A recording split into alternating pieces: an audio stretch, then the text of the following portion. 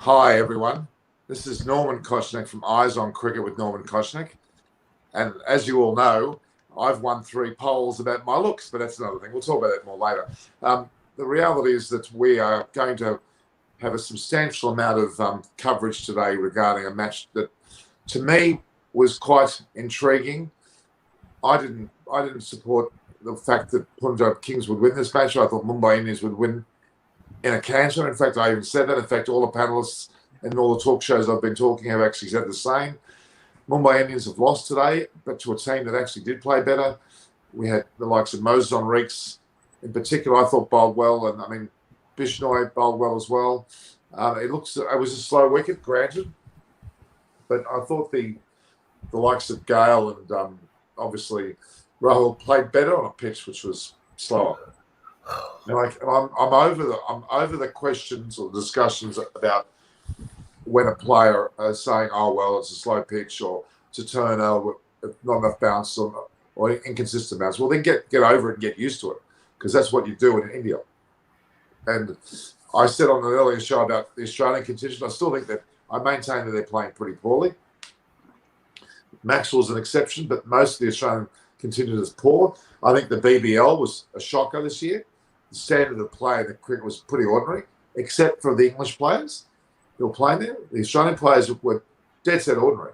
And the only people that I think that are worthy of note is Dan Christian, and not necessarily about his play, but about his presence. So this game today was a bit of a... We are about to be joined by a partner, Sani, who will actually host it. I thought I'd give myself a break from hosting and let the partner do the hosting.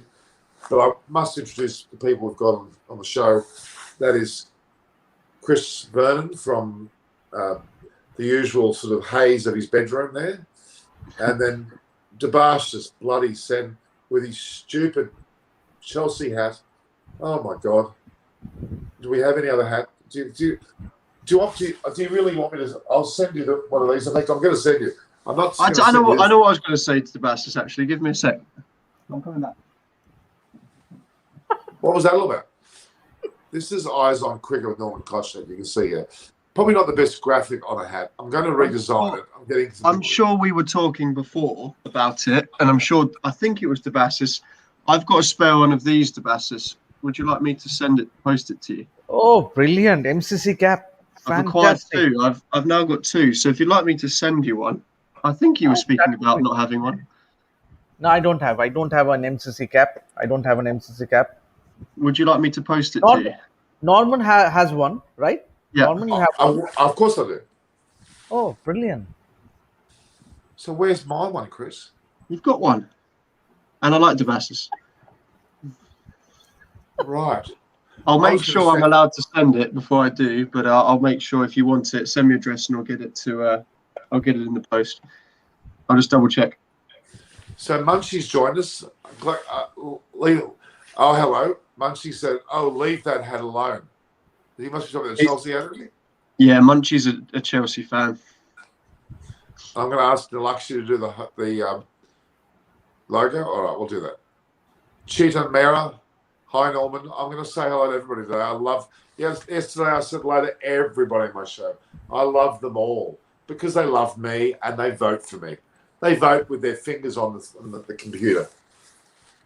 And I'm waiting for a partner because while we're waiting for a partner, just quickly, I'm going to go to the results of the 3 polls. Shall I? Yes, I shall. I've been away all week. And I've come back to you spouting off about these polls that you fixed.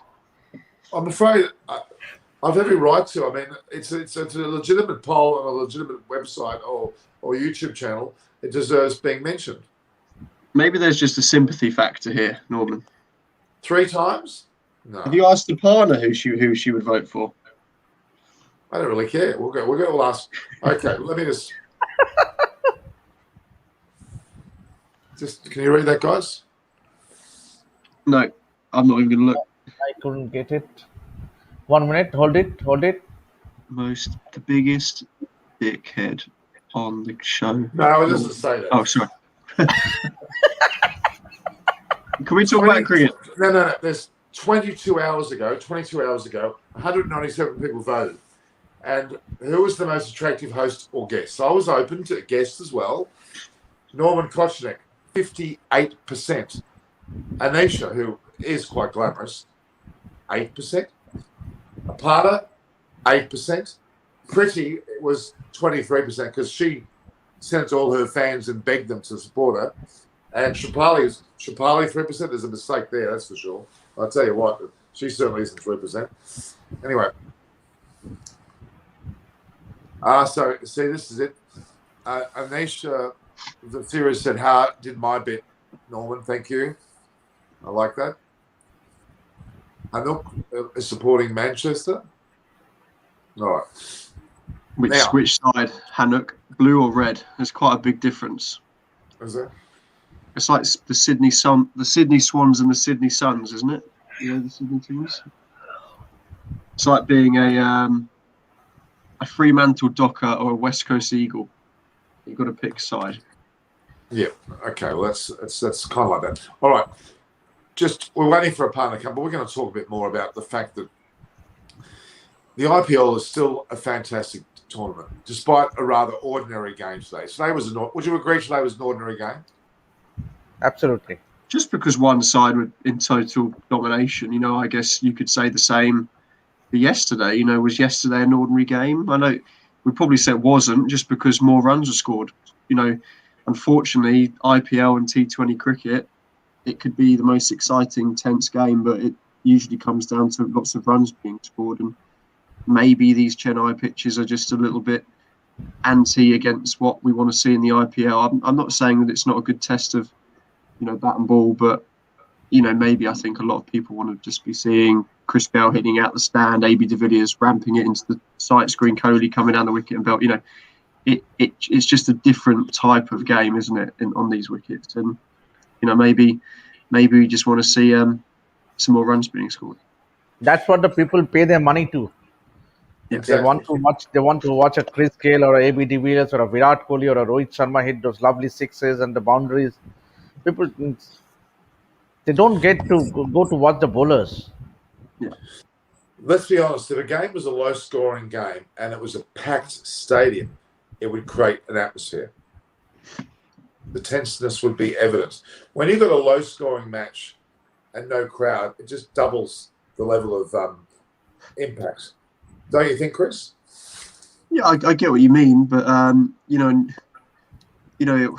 think that I know you were saying about the quality of the one-side game and how sides are moaning about having to bat.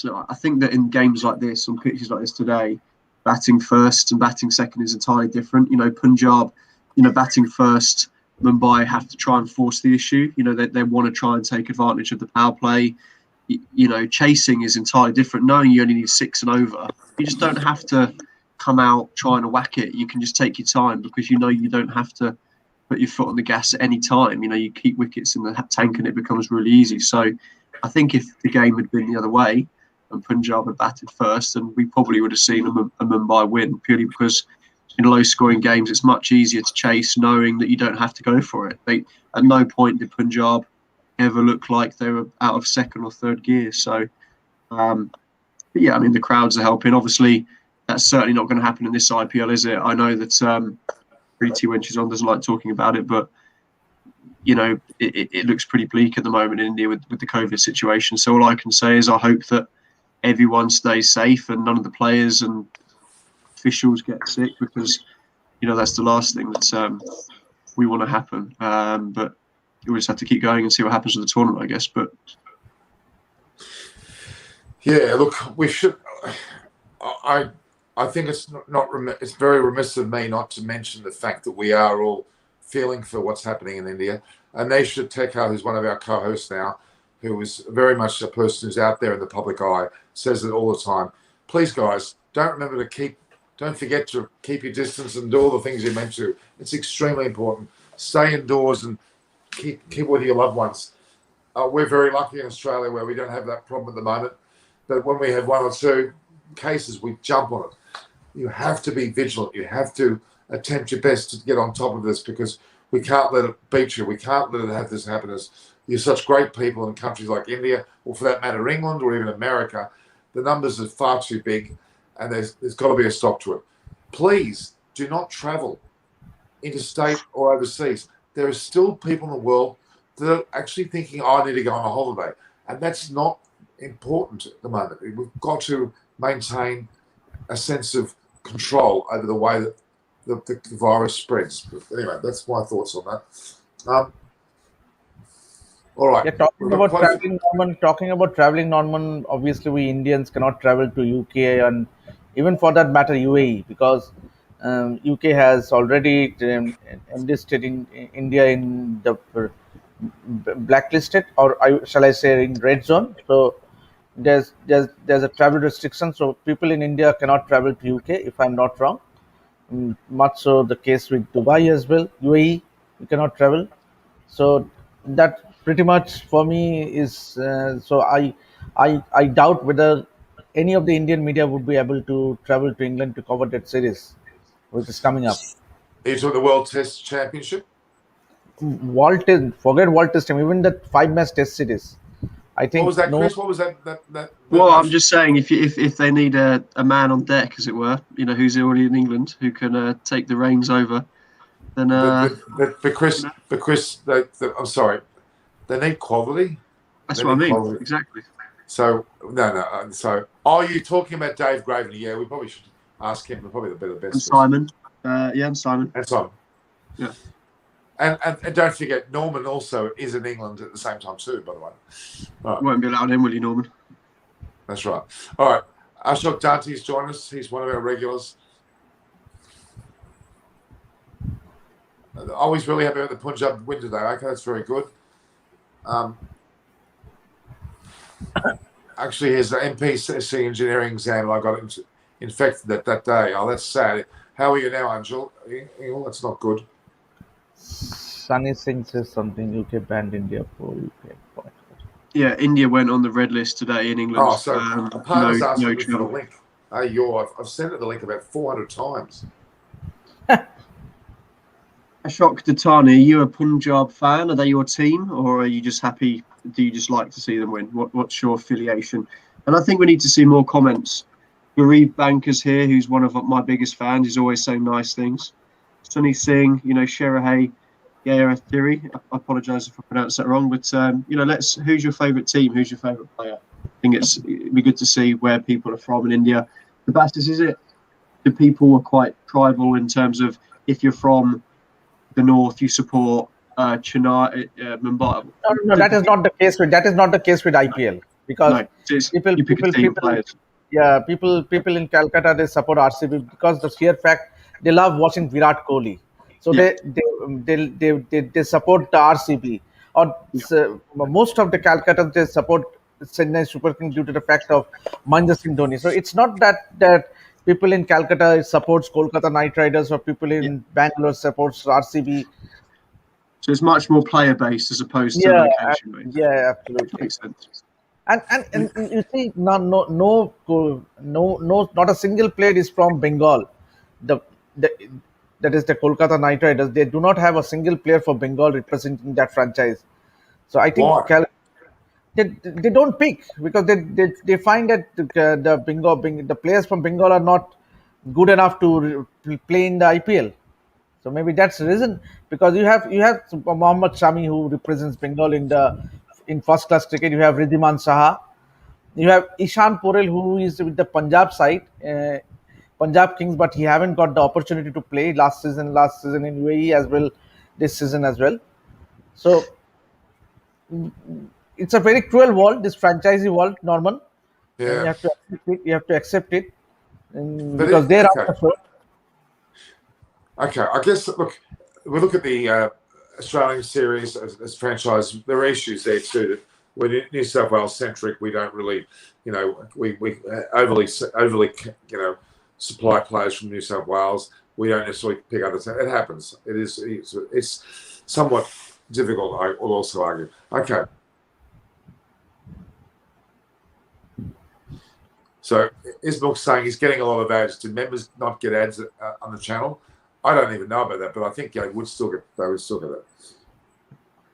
All right, so Anisha is a majority of RCB fans are from Andhra Pradesh, home of SRH. That's intriguing, isn't it? Absolutely. But it comes down to the dollar, doesn't it? I wonder where she is. Aparna's complained that I didn't give her the link, but we've got a group, chats group. I don't know why people don't look at that. Anyway, so now I should mention. Okay, all right. So No, I don't think Garib Banker has said something. I think World Test Championship final should be moved to Australia as England has banned flights from North because England, the Indian team won't be traveling in a commercial flight. They would be definitely taking a chartered flight to England. So I think there is no two ways. The World Test Championship final will be held in England. uh, uh, that I know. So it will be held in Southampton, the AGS Bowl. There's often a exemption for elite sport as well. Even during the pandemic here with the football, we weren't allowed to travel to Germany or Spain, but footballers who get tested all the time or bubbles were allowed to travel to and from. So there'll be the bubbles and there'll be the COVID restrictions, but there's not been any talk about that happening. So That's it. Yeah, I don't see that being a problem. Yeah, I mean, I just think that there's no way you can. I mean, I know this is easy for me to say, but you can quarantine people from the moment they get out of one quarantine to another. They aren't subjected to any issues. The workings of, and look, and I'm not bragging, but especially in a country like Australia, we are monumentally careful, and it's worked beautifully. I did notice there's a lot of discussion in Australia in the media about Indian travellers that are coming home. There's been certain flights which have come back from India to Australia, and they go to the Northern Territory. And we're noticing an increasing number of people returning from India are COVID positive when they land, and they've been quarantined, which is not an issue, but it's what Australia's good at is they detect that and they do quarantine, and it's a solid 14 days. In most countries of the world, it's not 14 days. It's 3, it's 10, it's 6, it's 8. I don't understand why everybody else doesn't make it 14, because that appears to be the incubation period for any of these viruses at its maximum. Just my thoughts. What do you think, guys? Did you have a thought about that? I don't know enough about it. 14 days. 14 days is way too longer. Norman, 14 days means if you are. Why is it too long? I think now with the development of the vaccine and also different types of testing, when in the UK when we started off, there wasn't much testing. Now I could go to a testing site now and have a result in 30 minutes. So there's a much more sophistication and the technology around the testing, meaning that I could be tested. I could probably leave home now if I booked it and be back before you end of your call with a result. So, now that you have the facilities there, it just makes it a bit easier. I think it's 10 days now. Our overseas flew in from South Africa for the Seven Oaks Vine, and he did 10 days in a travel lodge at Heathrow Airport. So it's 10 days in the UK. Okay. I'm going to be really nasty now because UK are atrocious at what they've done with quarantine. They've let people in and out of the country like it's a swinging door. So if they're doing the quarantine now, it's needed, but it's way too late. They should have done it almost a year ago, to be honest with you. Possibly, now, but it doesn't mean that it's not working now, though. It's better. No, I guess too late. And to be fair, with the vaccines and numbers, the UK is well ahead of everyone else. So we are doing something right. And problem is no one knows what to do, So it's just got to hack to move on. No, okay. I mean, the vaccine is one thing. Look, Australia's been quite slow actually in giving out the vaccine. Why? Because at the moment we don't need it. We don't need it. It's a sad fact that we are slow because we simply are not in need for it, which is very strange. All right, so can you read that comment, please, from Rajiv Sharma? Chris, are you reading it? Yeah, I can do. There is still time for the World Test Championship. Things can change in 2 months. What else? We won't mind playing in Australia, considering recent record of New Zealand compared to India on Australian pitches. Yeah, I mean, obviously, I think from an Indian point of view, you're probably going to want to push it. It's going to suit you better to play in Australia, isn't it, compared to England? But look, I think that it will be fine to take place. England is coming out of the best side of things. There's spectators going into the football stadiums. At a third capacity this weekend. It is starting to happen. So the only thing is flights to and from other countries, whereas in the country itself, things are starting to open up. I've applied for tickets to go to the New Zealand Test match at Lords, so things are changing, and the country's coming out, so the cricket will be fine to be played. It's just the only issue is the red zone India flying wise, but that'll be fine. They'll make sure that's okay. Just doing some work here. Hang on, I've got to just do some work. I've given. There's these links for these things. I'm going to complain now. These links have got so many damn confusing numbers. It's hard to know which one's which. Do you want me to send it to a partner? I've just done it now. Yeah, sorry, it was my fault. She was waiting on the wrong line. That's my fault. Because there's so many links. I think I sent. I think to us. I think I sent your link. Oh God. Anyway, all right. But don't shake your head, because I give out the link to the whole group early enough, so there's no excuse you can't go to that group. So I'm not to fault for that. Okay. All right. The third way. Okay. Let's try and regain thoughts here, guys. I know it's late in the morning for me. Would you put that hat? So are you trying? That hat looks very new. It is. I wore it at Lords last Wednesday, and that was Thursday. That's it. I haven't worn it. It's brand new last week, and I wore it at Lords.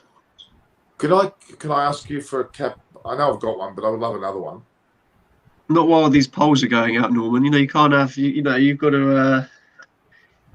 You've got to be nice. All right.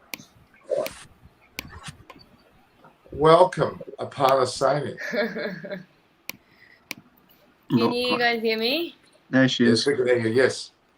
Hello. Well, Norman, you made me fashionably late today, because you know what? That was another link. You wanted me to come late so I don't hijack your show. That is not the case at all. In fact, I gave the group one a link, so do not start with that. No, I'm just joking. Okay. Now, Aparna, I have to get this out off my chest. I think it's the beauty poll. Did you see the beauty poll I put out on my community page? Yeah, yep, I did. You only had about 8%. Can you explain why you only had 8%? I had 53%. What's 8%? I put out a beauty poll, and your name was included, and I got 53%, and you got 8%. Because I'll tell you why. You paid some people some shitload of money to do that, and I wasn't aware of it when you were putting it up. Otherwise, we would have, had the word out. That should have been enough. You did it sneakingly, and you set that up. So that's totally unfair. There's no way on this planet I can think it's fair. I mean, Chris, wouldn't you agree with me? I got less than you, Aparna. So I just have to bow down to the Lothario, Daniel Craig / Roger Moore style Norman Kochbeck. I'm looking younger. Respect the awe of the man. Yeah, the reality is 53%. Other way. That was 3%. Down there was 2%, and over here was 8%. So I'm 8%, and you're 53%. Aparna, I don't accuse me of cheating. I brought the public into, and the public voted, just like when they put That's what I'm saying. It's not the public. It's board up votes. This is not Vladimir Putin's election here, or Donald Trump. Okay, it's the public, right? Okay. So this is a very that's a very all right. Now that we've got a partner here. All right. Well, let's talk about the show. Talk about cricket. Well, I would be semi-hijacking Norman's show from now on, if he doesn't send me the wrong link. No, I'm just gonna rub that on your face, Norman. Okay. Go for it. No, it's your show. Well, I'm Aparna Saini. You're watching the post-match review of today's interesting, or I should say, rather shocking result of match in this 14th season of IPL 2021. Welcome all our viewers to this wonderful collaboration, bringing you the cricket conversation with Afana Saini and Eyes on Cricket with none other than Norman Korchenak. The poll winner. Yeah. Yeah, and with the 53% beauty views, votes. We'll talk about that at the end of the show. There would be a new poll going soon up. All right, so before we talk about how, when, why did the Punjab Kings capture this victory over a well-known, strong team? Yes, I'm talking about Mumbai Indians. Many of you would agree that Mumbai's score this season has been consistent downfall from the very first match till tonight. So, your guess is as good as ours. With that, a warm welcome to our coverage and to all our viewers, and again to our panel, Chris. Yeah, Hello. that's it. Nice to be And back. David Stings. All right. We'll ask, and obviously my co-host Norman Korchenak with 53% beauty. Voters. No, it's actually 100% beauty, but 3% of the poll. All right. Sebastian, would you sit close to the screen? You're almost you're going to go to sleep back there. Well, he's doing his pose to get his votes up. So do I have to sit more like Oh, here we go. Oh, look at that. Oh, wow. With that Wow, smart really and with that improved your looks. pose. That really improved your looks, Chris. Yeah. Do that one.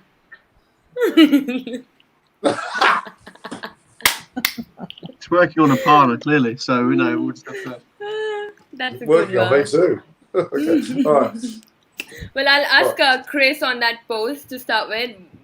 What do you think, Chris? What is the main reason behind Mumbai Indians' loss today? I just think they're a bit out of form. The one thing about the IPL, I don't think there's any shock results. They've all got high class cricketers, they've all got good Indian players, they've all got the best overseas in the world. There's no shock results. I think you can say that Mumbai were probably expected to win, but you can't call it a shock when Punjab have got KL Rahul, Chris Gale, Manik Agarwal. These guys are best in the world for a reason. So, it certainly probably was against what we thought. But Mumbai just look a bit out of form. The balance of their side looks a bit odd. The Krunal Pandya. I don't know if I'd be picking him. I just think that his bowling, it looks a little bit of a liability. I know he bats a little bit, and they miss Hardick's bowling.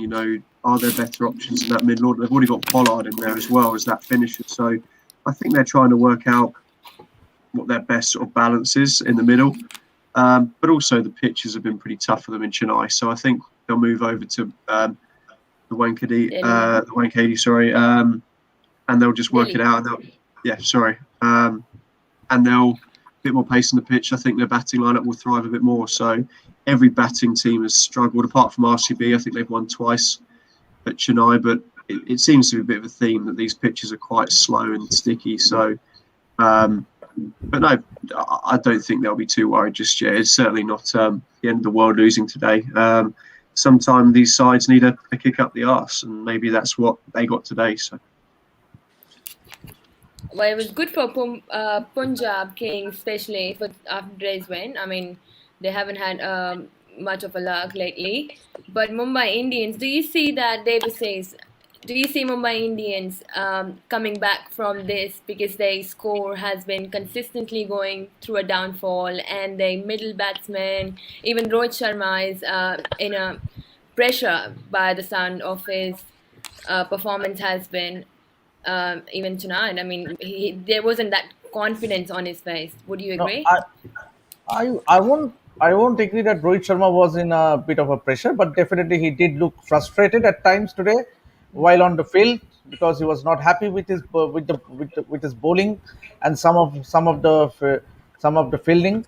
But then definitely, if you have to ask me, if you want to tell me to pinpoint three main reasons for Mumbai not doing well, obviously the first and foremost would be to not play Chris Lynn at the top, because he was your man in form. He had a great start to the season. First match against RCB, he scored that brilliant 50 and helped Mumbai win. And then, if you the second main reason would be the likes of Ishan Kishan not being in form. Obviously, he had a great season last season when in Mumbai reached the final, and along with Surya Kumar Yadav and Ishan Kishan were the two main players.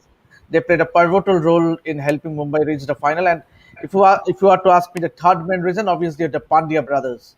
Means they had been a big letdown so far. So these three are the main reasons why Mumbai has not done well so far. But then obviously it is too early. They have only played 4 matches, and when they now next travel to Delhi, things would be different because the ball will be coming on to the bats, and especially with stroke makers, they have stroke makers in quite a few stroke makers in their batting lineup. So things will be a lot more easy than in Chennai, where the batting was a bit difficult, as we have seen with all the other teams as well. So I think if they can get these things sorted out, I think Mumbai can definitely bounce. And they are a champion side. You have to agree, having won that IPL for 5 times, they are a champion side. So, and they have done it. They have.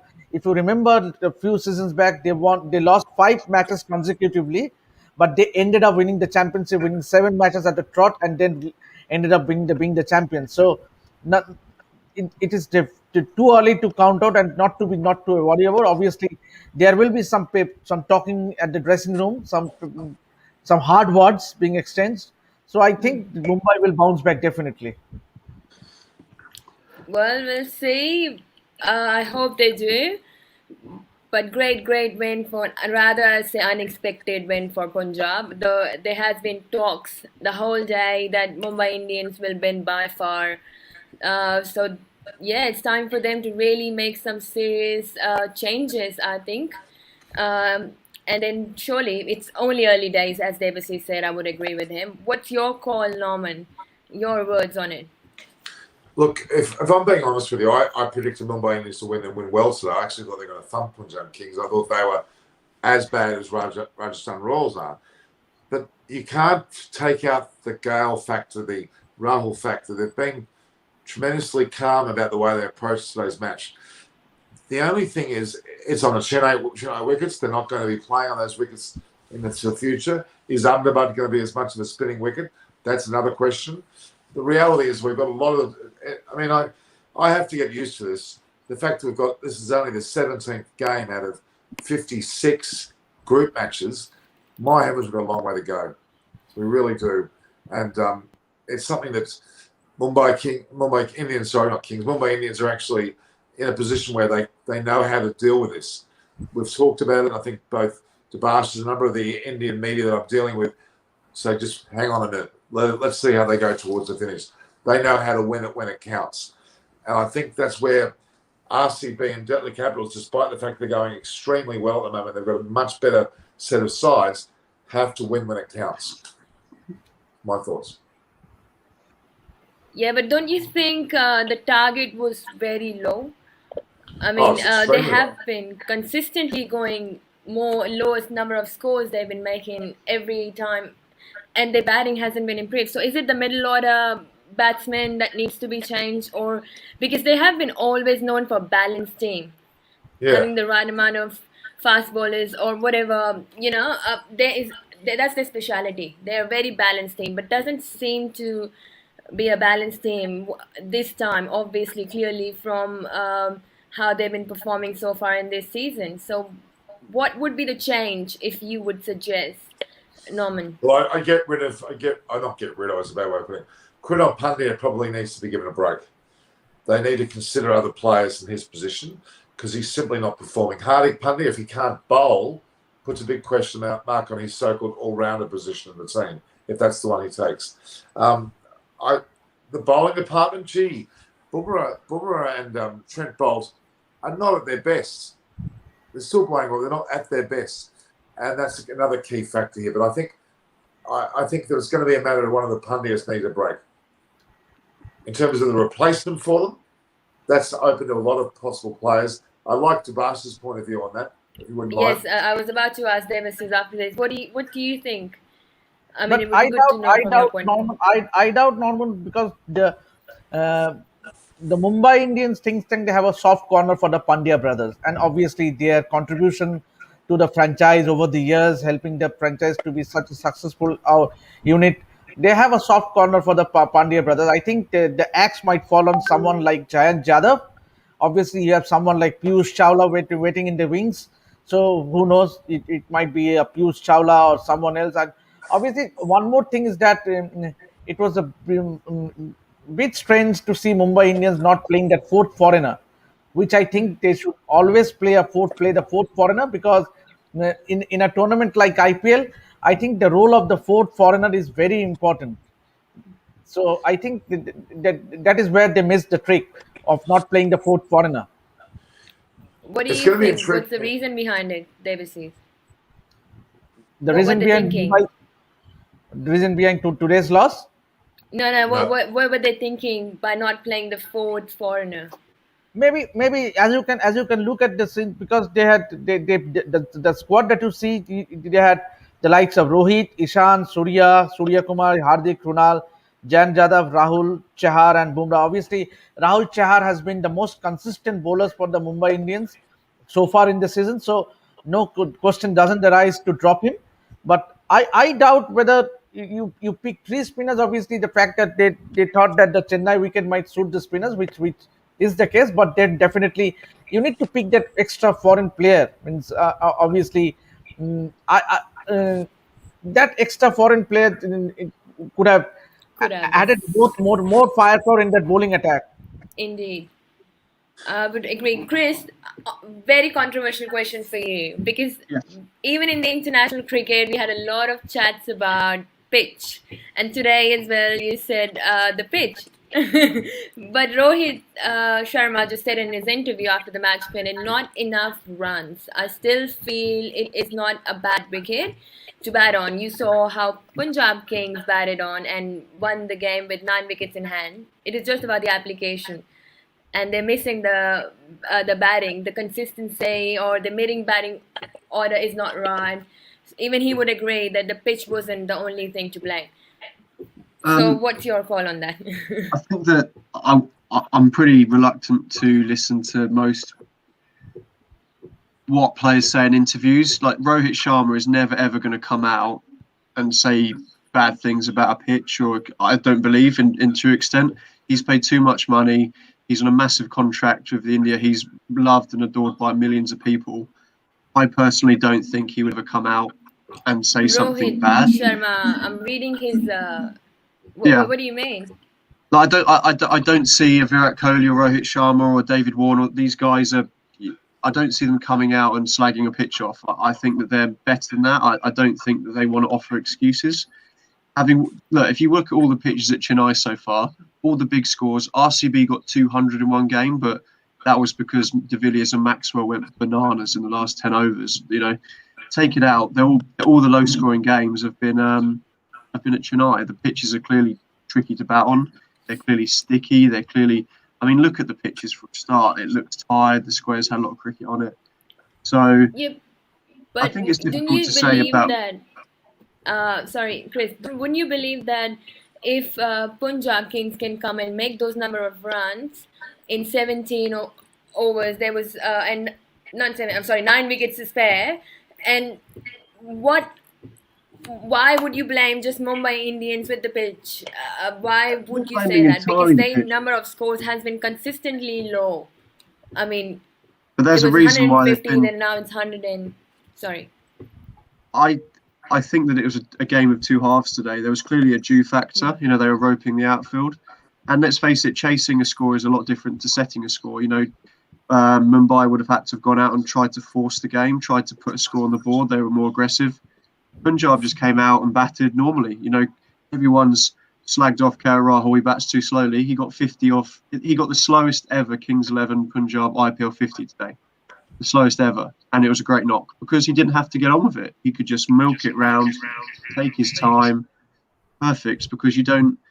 you don't have to get on with it when you're chasing 6.5 and over. All it takes is Chris Gale to hit 2 sixes and it's game over. So, it's an entirely different game. And I think if Mumbai had bowled first, I think you'd have probably seen a similar score the other way around. So it's clear that, and I think DeBassis is in agreement that Chennai pitch isn't something you want to see the whole IPL on. I think all the sides will be happy moving over to Mumbai or Delhi, where the pitch might be a bit better to bat on, because we want to see big scores. We want to see them whacking it everywhere, because that's what people pay the money to see. So I think if you played the whole IPL on pitches like this, I think the tournament would be a lot worse for it. But thankfully we're not. No, true. Oh my God, we have to look at this before we talk more about cricket. In the next context, I will vote for Pana Seni. So I've already got my voters up, and I did not pay this person a show. Thank you very much. Obviously, you haven't got your paycheck received by Norman just yet. This is more relevant. I don't get that one. There was also another couple up here. And Chris is classy. There was one which I liked. Jobless and classy. Unfortunately, I'm not jobless. Norman, a partner and Norman. Maybe you look jobless. Maybe you look jobless. I don't know. Chris will always. That's the new classy. There's loads of these comments. Chris looks classy, stylish, and a badass with a shaved head. It's not a shaved head. It's just I've just had a haircut. That's why you're not getting votes, obviously. Chris is always drinking. He is so funny. I'm always drinking, apparently. Come on, Norman. Bring it on the next poll on some different context. Oh, Okay, Okay, I'll move away from beautiful and gorgeous. I'll just say charming. Okay. How about classy. Norman? Here's a good poll for you, Norman. Who's been the best player in IPL2021 so far? Who's been the most influential player? I'll do that now. For the people online, you can actually message online. Chris's question was, who is the best IPL player in the tournament so far? Good question. What do you think, Augustus? If you had to pick one player who's had a big influence so far on the tournament, who would it be? Me? Well, yeah. Well, but anyway, everyone. Who would everyone, just off the top of your head, who would you say has been the standout performer or influence? Let's see the voting go in the comments. Start now. Rajiv Sharma, AB. Saying AB. Darwan. I'm going to go with Vivesh. I think that Maxwell has been probably the big difference so far. I think. Really? I think so. I think he got a couple of 60 and a 40. Obviously, him and De Villiers only batted 3 times, and they both got 250s or 40 and a 50 or not each. So, the biggest surprise, Moeen Ali, I think, is a decent shout. I think he's been a big surprise. So, but Shikhar Dhawan, there's lots of good guys.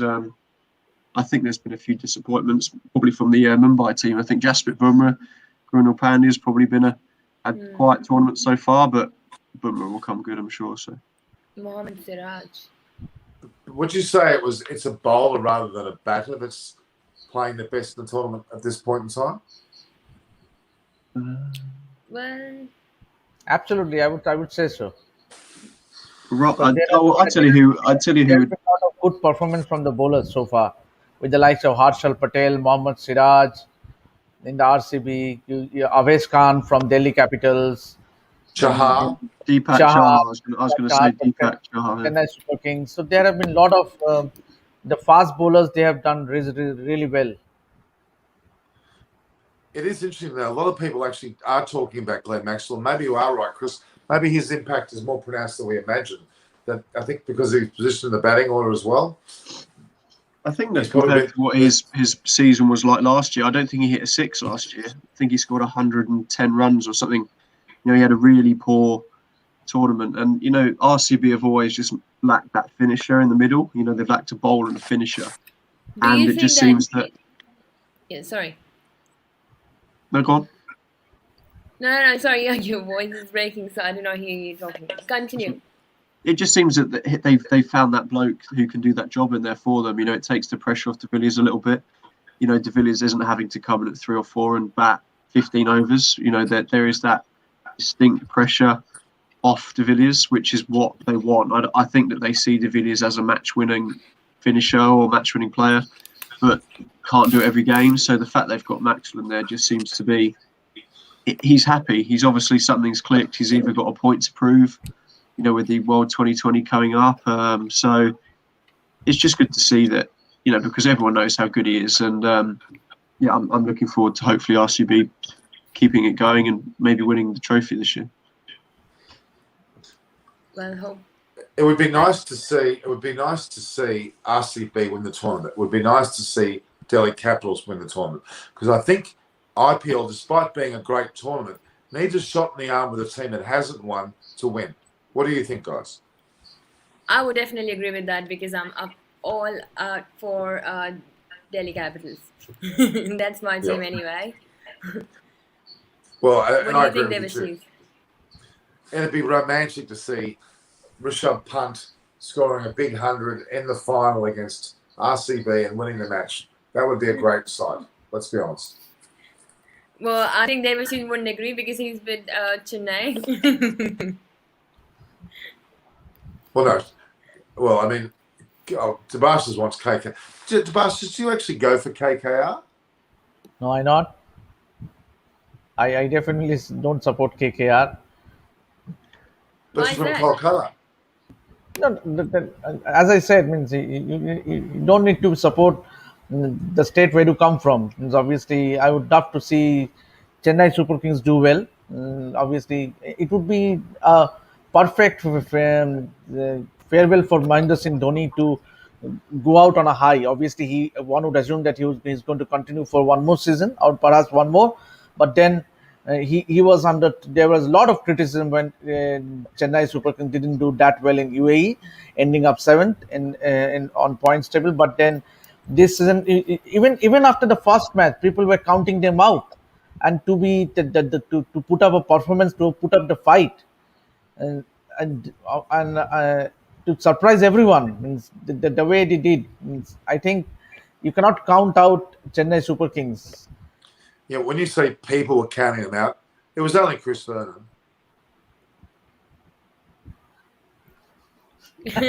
Well, I still don't think that they'll finish. I don't see them in the top four. They've been heavily reliant so far on, Deepak Chahar, to be fair to him, has bowled brilliantly well. He's swung the ball, he's pitched up. He did it against Rajasthan. If they've beaten, they haven't played RCB or Delhi yet, I don't think. So they've probably played the bottom guys at the moment. Not taking anything away from them, but I still look at them man for man, and I just don't see them being better sides than 3 or 4 other teams in that competition. That's the only reason. I probably don't think they'll finish bottom anymore. Before the tournament, I said that they would, but then Rajasthan have now been, injuries have crippled Rajasthan. They've taken probably their 2 most influential players out, apart from Sanju Samson. So, I imagine that CSK might finish 5th or 6th. But I think that Faf's gone well. I don't see him maintaining that form. Moeen Ali's been brilliant for them. Bit of a revelation, really. I don't think anyone was expecting them to bat at 3 and bowl well. So that's probably the biggest surprise of the tournament for me. Is And Moeen on Ali. that, hang on. This is a very interesting comment. Norman secretly supports KKR for his Aussie Pat Cummins batting. On that note, I know we are talking about tonight's game, but just wanted to mention Pat Cummins and his amazing performance with the bat in the KKR versus Chennai Super Kings the other night. Even though it wasn't enough to get victory for KKR, hitting 30 runs of Tom Curran's over, that's up there with some of the best. Wouldn't you agree, Norman? Oh, absolutely. It was box office. I use the word box office. Pat Cummins came of age, I think. His batting really stepped up. We all know him for his bowling. We know he can bat, but he showed another gear. And I think Pat Cummins is worth his money. Absolutely. I know. the problem is, as I look at it from a Kolkata point of view, is like if Cummins is whacking at the end and Andre Russell, what the hell are we doing at the top? What on earth was going on? I know Deepak Chahar bowled well, but he's not particularly quick. He just bowls little swingers, really. He's a swing bowler, isn't he? He pitches it up and bowls swing, and he's effective. But you can't be 50 for 5 or whatever they were. You don't win any games batting like that. So they've got to sort the top of the order out. They've got blokes at the end who can whack it, but you can't rely on them to score 14 and over, 5 down. I know they nearly did it the other night, but they didn't get that close. 20 runs is still a pretty big margin. So they need to sort the top of their order out because they've got Rana, Gill, Morgan, Tripathi. They've got some serious players in there. They certainly have. It's all about Owen Morgan for me. Owen Morgan's got to score. If he can have a breakthrough innings and score a big 100, let's say, that could change the whole shift towards that side. Norman, but it is as if he was listening for Pat Cummins to to your show. You mentioned that you were disappointed with his performance so far, and he answered with a masterclass display straight away. So you should become a motivational speaker to some of these players.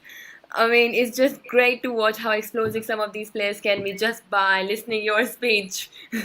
Oh, clearly. They're all listening. Of course they are.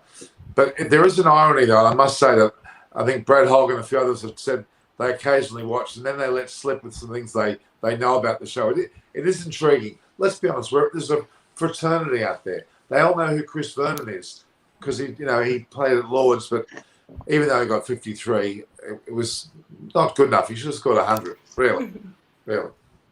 Next private session of motivational speech for Chris Norman.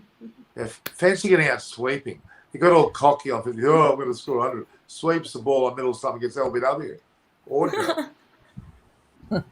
Where was that boundary again, Chris? You could shake hands with the fans, couldn't you, without close? Norman, jealousy is a horror. It doesn't look good on you. Ooh, that's what I say to you normally. Ooh. All right. I'm quite happy to say I'm profusely jealous. I was jealous. Watching the video, I compiled the bloody thing. I was profusely jealous. Okay. What do you have to say on that, Chris? About me playing at Lords? Yes.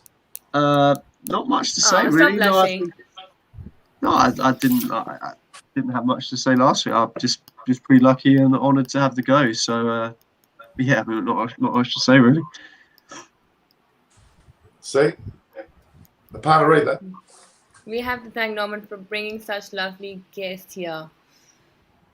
Well, at this time, I think definitely. Because you're on. You are pretty. Hang on. Are they saying you are pretty Apana or pretty Upala Apana? I'm not sure. SS, I would assume your name is S Singh. Can you clarify that on your next one?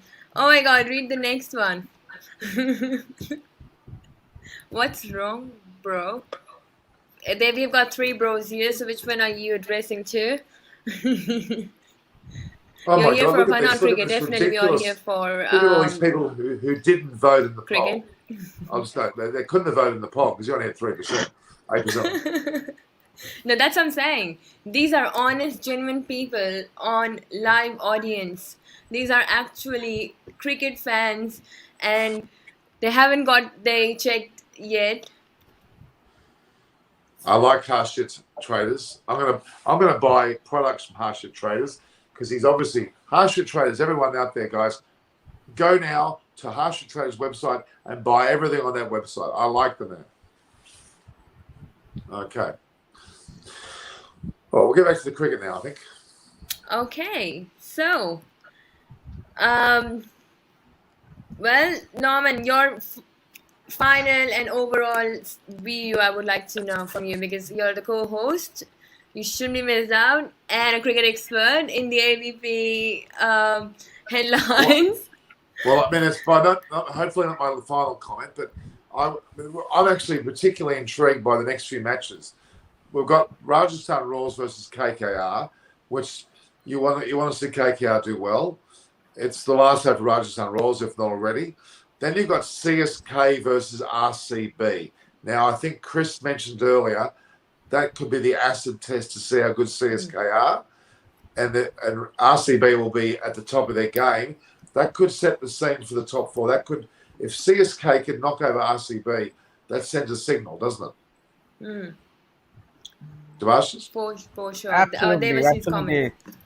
absolutely. I would say so, Norman, because RCB are on a roll. Means so far in this season, they are the team to beat. Obviously, then they have done well, but then I think the Battle of South, it's a mouth-watering clash coming up. I mean, with so many big stars on the show. I think that will be a cracker of a match, and whoever wins might just take a step forward in sealing that place in that playoffs. I would say so.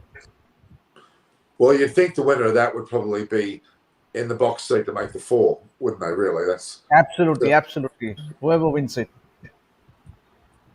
and it's at Mumbai, which is a batting pitch, so that's going to be significant as well. Absolutely. Well, are you still supporting the overseas for Chennai?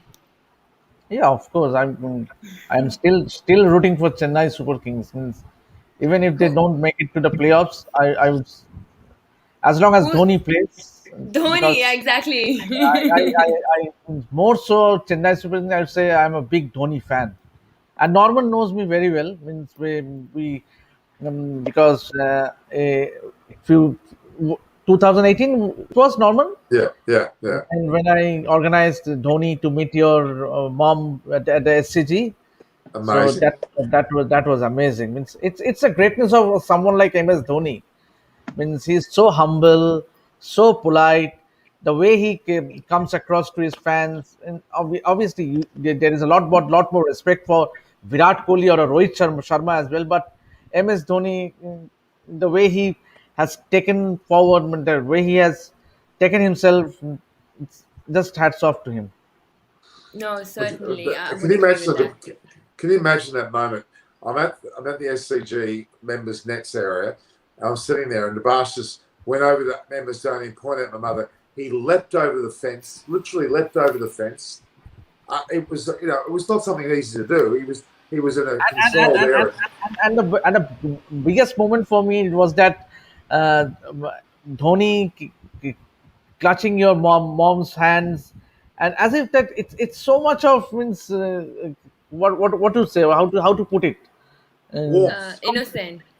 yeah, means so much of love in that, means obviously. Yeah. And it's because the Dhoni, for me, Dhoni is that kind of a person. Means meeting her for the first time, but then he obliged. He came out, came from the nets and met her, and in fact, spending two Long good five, chats. 4 5 minutes chatting with her. That's the greatness of Mahendra Singh Dhoni for me. And obviously, and that was, and I got it captured as well. And Norman has it with him. He has put it on his Oh, it was YouTube. magnificent. Magnificent. Actually, I was a And bit his worried. story. Where My has mother he got a come bit from? frisky. Great respect. My mother got a bit frisky. She was getting all excited. She wanted to take MS Dhoni home. It was getting a bit embarrassing. And MS Dhoni, the way that they held each other's hands was as if it was his own mother. And that blew me away. The man I've got a lot of time for him, really.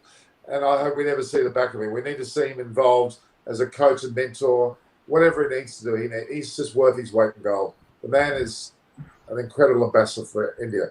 Probably the best ambassador for India out of all the cricketers. More even than the likes of a Tendulkar or Kohli. MS Dhoni encapsulates everything about people in India. Really. Magnificent man. Absolutely, Norman. Yeah, no, 100%. But it doesn't mean they're going to win, though. That's what our next words were. So if they don't win again, they will say, who's the second team that you're supporting? Obviously, it has to be RCB. Is that Chris going for as well? But that's why he was doing that. RCB. What's your reason, Chris, for RCB? I've always supported RCB. I like Kohli. They've always had some of my favourite overseas playing from. They've had Gale, McCullum, De Villiers, and since the start, they've always had those guys. So I've always supported through worse than through better. They've often been decent without being there. So I've always liked RCB. So And there comes a great comment for Chris. Lost all his ego after he got clean sweep against India. His poor, merciful eyes predicted 138 in India, and India got 220. What's your comment on that, Chris? not much to say really, is there? That's the Indian population for Oh, there's you. plenty to say. There's plenty to say. A clean sweep sounds a little bit harsh. It was a lot closer than that, wasn't it? Especially in the white. We all predict different things, don't we? Norman predicted Mumbai would win easy today, and we don't get it right all the time. That's the beauty of it. It would be a very boring sport if it would be very boring if best side won all the time. So So Chris, you're implying. did you get your fan club? me, I've got loads. Sorry, Are you no, in you were one? saying Are something. you in one, Aparna? Yes, I have actually made 4 of them. How many do you know? I thought you might. I appreciate it. Thank you. No worries, IT. Every Actually, time I've- I'm not on the show, I'm actually getting Norman's views up. That's my Exactly, part-time job. And Debassis as well. I don't need a fan club. I've got one big fan club. And what's that? The channel, for God's sake. I'm joking. I knew you were going to say that. Well, I thought you were going to say our WhatsApp group is your that's fan it. club. That's He's the rabbits. He supports the rabbits. Bunnies. Oh, by the way, the Rabbitohs. My gosh, they were playing the Gold Coast Titans today. The Gold Coast Titans led 24-10 at half time. They were smashing us. Then Souths came back. Rabbitohs came back to 30-24. Then Titans went to 30 all. And it was really, really close. And then Souths won 40-30. Hooray! Oh. Very Well, exciting. on that note, this comment Norman's put up is Ashok Dadani says, who do you support, Aparna? What do you think, guys? I'm from Delhi. I support Delhi Capitals. All in for Rishabh Pant. What? Oh, come on. Chris, are you trying to say something with your? Have you got some sort of epileptic thing going on there? Or I was just booing. I was gently ribbing. We don't like Delhi. Why? I don't Are like you Delhi. scared of Rishabh Pant after you saw Well, in Gaba? I know how good Rishabh Pant is, but I don't think he is the threat at Delhi. I think Mr. Shikhar Dhawan is the one that I'd be worried about if I was playing against Delhi. Yeah, Generally, middle order batsmen. It's the blokes at the top that make the difference, or the opening bowlers. So there are other people to worry about at Delhi than Rishabh Pant, I think. And I think most sides would probably be looking at the same. Not to say he's not a guy that can change a game, but I think you'd be more worried about getting Dhawan out in the first over than potentially Pant out, if that makes sense. Well, Yeah. I was just reading that. I think, Chris, you should have support Punjab as well for Preeti Zinta. This can't have team more- hurts more- me on a more regular fans. basis. I can't have sorry? more fans. She might Yeah. already be in one of my. We've got enough Preeti on this channel already without Preeti's into as well, so don't need 2 Preetis. Well, what would the real Pretty stand up, please? We've got Pretty Zinta, we've got Pretty Opala, and there's also Pretty Norman, not spelt the same way. Definitely not. I don't look the same either. You wouldn't want to look the same. I mean, you've got to be different. Okay. Well, getting back to cricket, let's take a little bit questions from the crowd. I mean, if in the comments from now for next 5 to 10 minutes, you've got questions for Chris, Norman, myself, and David says we'll answer any of your questions that you have in regards with cricket. And while we have any questions come up, Norman, I'll put them up. yep. So this would be like 10 minutes proper chat with the audience. So you can ask questions. But moving forward,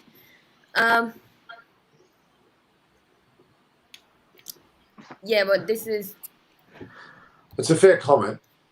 They just seem something in they just seem a different team. I think Maxwell's made a big change, having Siraj there on form, a bit of confidence in Jameson. Harshal Patel's come in and taken wickets. I know the pitches they played on have suited him, but to have a guy who's been traded from Delhi, clearly with a massive point to prove, and has come in as probably a guy they didn't think would be bowling a lot. I think that would probably be a fair bowling a bit, but certainly not the guy they rely on as a frontline bowler. It just seems that everything has clicked so far. Obviously, you have the worry that you peak too early and you'll just fizzle out. But I don't know. I don't see that. I see Padikkal. I mean, if you look at RCB's batting lineup, I think all of the top 5, apart from number 3, all the 4 big guns at the top have all got a 50 or better. I don't think, and De Villiers has got 2 50s. I think Maxwell's got 40. None of the other sides have really had that consistency at the top. And, all it takes in an IPL game is one of them to come off. And so far in every game, RCB have won. 2 of them have got a big score, or a contribution. And if that continues, they're going to take some real beating, because I know their bowling probably isn't the strongest, but, they would chase anything. That top, those big 4 at the top has to be arguably the most destructive top 4 in the competition at the moment. Yeah, no, I would definitely agree. We were having a wonderful session with Norman yesterday. I wonder what can we discuss today. Thank you. This Thank is you. all Norman's paid views.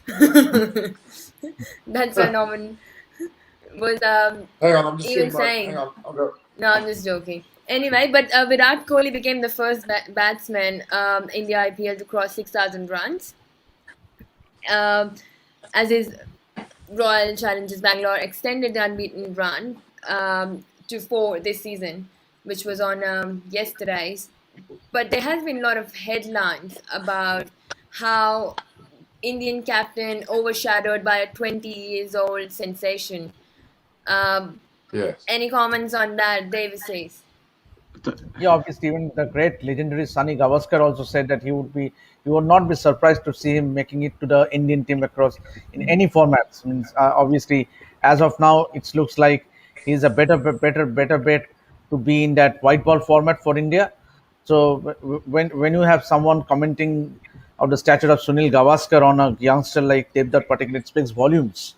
And Devdutt himself will take a lot of inspiration that someone like Sunil Gavaskar has, even for that matter, Virat Kohli. If you watch Virat's post-match presentation, press conference, or for that matter, if you watch the RCB video that they put up on the social media, you can see actually Virat talking a lot about Devdutt Patel, because he has been doing great for the franchise ever since last season, and also he had a great domestic season as well. So you never know. Means he might easily walk into that Indian white ball team, and that will be that is what every youngster craves for, to play for the country, to represent the country. Yes. I don't think that Kohli would have cared whatsoever that Padikkal whacked yesterday. Kohli would have been quite happy getting his 70 odd not out, letting the guy shine. I don't see him trying to outshine him. The team won by 10 wickets. It's the highest ever partnership for RCB, I think. Certainly opening partnership. Kohli would have been as happy as Padikkal, I think. I get that impression, him as a captain.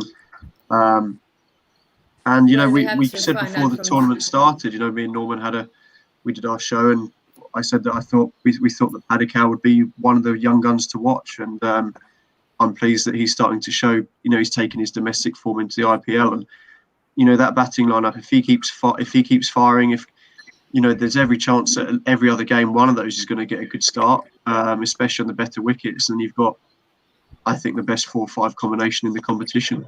On form, I don't see any side matching Maxwell and De Villiers. I really don't. I think you're right. I mean, for God's sake, you've got to be impressed with Kohli. The way he handled Padikkal in that performance. Again, I watched the byplay, the discussion between the two batters when they were batting. Kohli was constantly supporting Padikkal, constantly motivating him.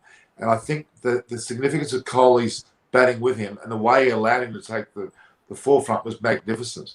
Don't you think? It was one of the most significant batting partnerships I've seen in a long time. The way they played was sensational.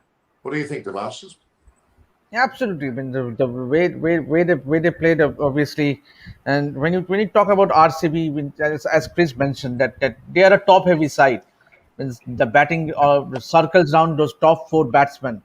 And so if any of these three batsmen, if they click, I think and potentially they would ideally score more than often they will score around 200, and which is a good score in a T20 format. So and every time you cannot chase a 200 odd runs, but then the only weak link for me for that in that RCB bowling is their bowling lineup.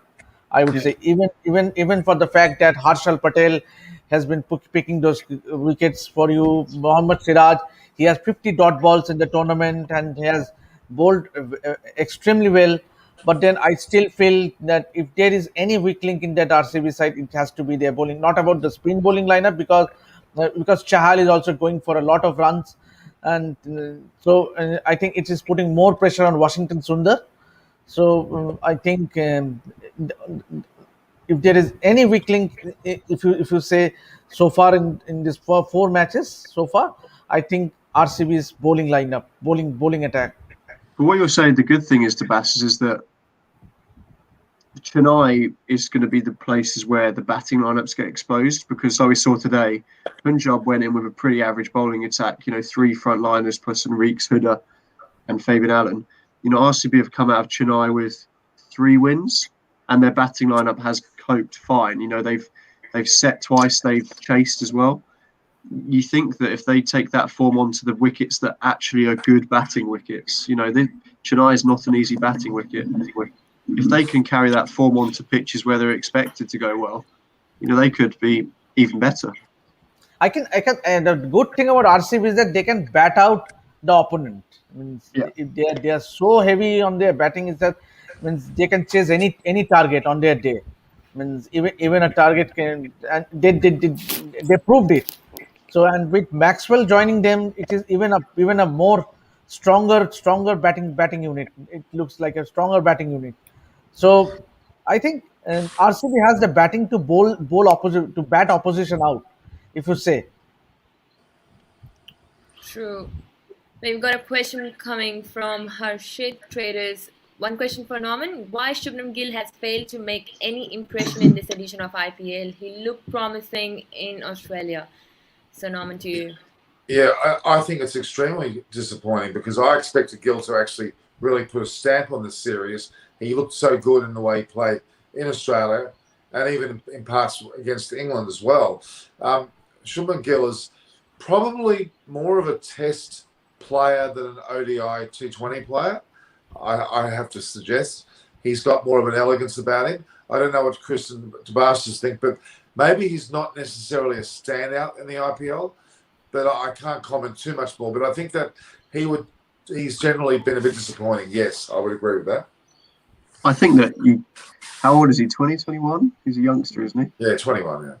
I mean, he's had 3 games Kolkata have played. It's 2020 cricket against the best players in the world. Let's judge him at the end of the whole series, not after 3 knocks, because you expected the best players in the world probably fail 3 out of 5 times in 2020 cricket. You know, it's how you go as an opening bat. You're gonna get noughts. You're gonna fail. So let's chat after 10 games or the whole group stages and see how he went then, because much better to judge someone on slightly longer. I wouldn't be worried too much about it at the moment. If after 6 or 7 games he hasn't scored a bean, then maybe we can start saying something. But 3 games is, I don't think, a good enough sample. Fair point. Well, there's a comment from Ashok Dadnani. I've changed my mind about Kohli's captaincy. I think he's brilliant now. He's backed Padikkal and backed Harshal after Harshal got hammered. Any comments in the panel? I don't think Kohli's captaincy has changed. You know, I don't think his captaincy's. It's very easy, and Ricky Ponting made a career out of it's very easy to captain a good side. I think that people look at Ponting's career and he'll go down as one of the best Australian captains, but I don't think his captaincy has ever, when you actually look into it, he just had Warren, McGrath, Hayden Langer himself, And I think Kohli's captaincy, Paddy was always going to play every game anyway. It's not like they've backed him. He's come out of form from the domestic. He was the highest scoring debutant last year, I think. He scored nearly 500 runs in the IPL last year. So Paddy was going to play, and it's clear that he's got a very, very fine pedigree anyway. He scored a load of runs in India and domestic cricket in the IPL. So although I don't think it's a surprise to anyone. I don't think anyone's in the chat or we've sat here going, who on earth's this Paddy bloke? We've never heard of him. We've kind of expected to see it from him. So Harshal Patel was probably lucky. The first game he was in the right place at the right time and took 5 wickets. Fair play to him. But I don't think that's down to Kohli's captaincy as such. He's just picked the best side and they've performed so far. And Kohli's obviously got a good pedigree for it, but I wouldn't be looking at his captaincy too much so far. Okay. I'll give that question to David. Right. Prithvi Shaw and Padikkal are opening for India in future like Rohit and Shekhar Dhawan. What's your comment, David says? To some extent, yes, I would agree. So, because Prithvi Shaw has when he first burst into the scene, he was highly spoken of. When he had that talent, but somehow or other, his form dipped, and due to some other reasons, which I'm not going to share here because there were some issues with him. But then he has come back strongly ever since he got dropped from that pink ball test. Means after the pink ball test, he has really done a lot of hard work, and all credit should go to Ravi Shastri and batting coach Vikram Rathore. And also, I would like to mention one more guy is Praveen Amre, the batting consultant of the Delhi Capitals. He has been a kind of his mentor for him because he has worked a lot with him. When he came back to Mumbai, he spent a lot of time with Praveen Amre, and also he met the great Sachin Tendulkar, Prithvi Shaw. So I think these are all coming good for him, and he is showing signs that he can be that next batsman who we all hope that India would be craving for. Certainly. I just wanted to thank Tabashas for coming. You've had a long night, Tabashas. You've been involved with plenty of shows. So we can allow you to go at your leisure. I know you would like to... thank you. Go ahead. No, David has been great. I think a lot of our viewers would like to know a lot of things just from David's point of view, because he gives really, deep, insightful information and his point of view. So thanks, David, for joining us tonight. And we hope to see you in our next coverage. Thank you, Aparna, and thank you, Norman, and thanks, Chris. We'll meet again. Thank you. I'm going to head off too, guys. I've been out all day and I'm up early, so I'm going to head off too, if that's okay. Well, we will be finishing. So, Chris, come on. This is give 5 minutes more for a quick. Anyone wants to ask any questions to Chris and Norman or myself? We are close to covering up this coverage for tonight. Because you asked nicely, Aparna, and you're the best host we've had in a while, I'll stay for 5 minutes. Thank you. All right, guys, 5 minutes for Chris, Norman, and Aparna. Flood us with questions. And meanwhile, I would ask Norman first thing. Norman, why do you look so sad? Is it because of Mumbai Indians lost, or because I hijacked your show tonight? No, I may look upset. It's mainly because I'm annoyed with Chris most of the time. That's generally why I'm annoyed. Some of his, his backhanded comments are completely uncalled for. Just because I'm better looking than him, I understand jealousy does pervade. But we'll leave that to one side. It's just because I like Aparna, you see. Aparna's my favourite, so, I have to be nice to her. Oh, God. Oh, thank you, Chris. We will have a fair contest. Keshav Haria, he said, please take my question. He's asked a few times. Has this difficult Chennai pitch exposed the limitations in the Pandya brothers' batting skills? What do you know? I think they've got a problem with the Pandya brothers. To be fair, I got shot down after the first one-day game when I said that I didn't think Krunal Pandya was awesome, and certain people on the panel said that they disagreed, which is fine. But I look at his bowling and I think that it's just average. I really don't think he's that great a bowler. But they have a problem with Hardik if he's not bowling.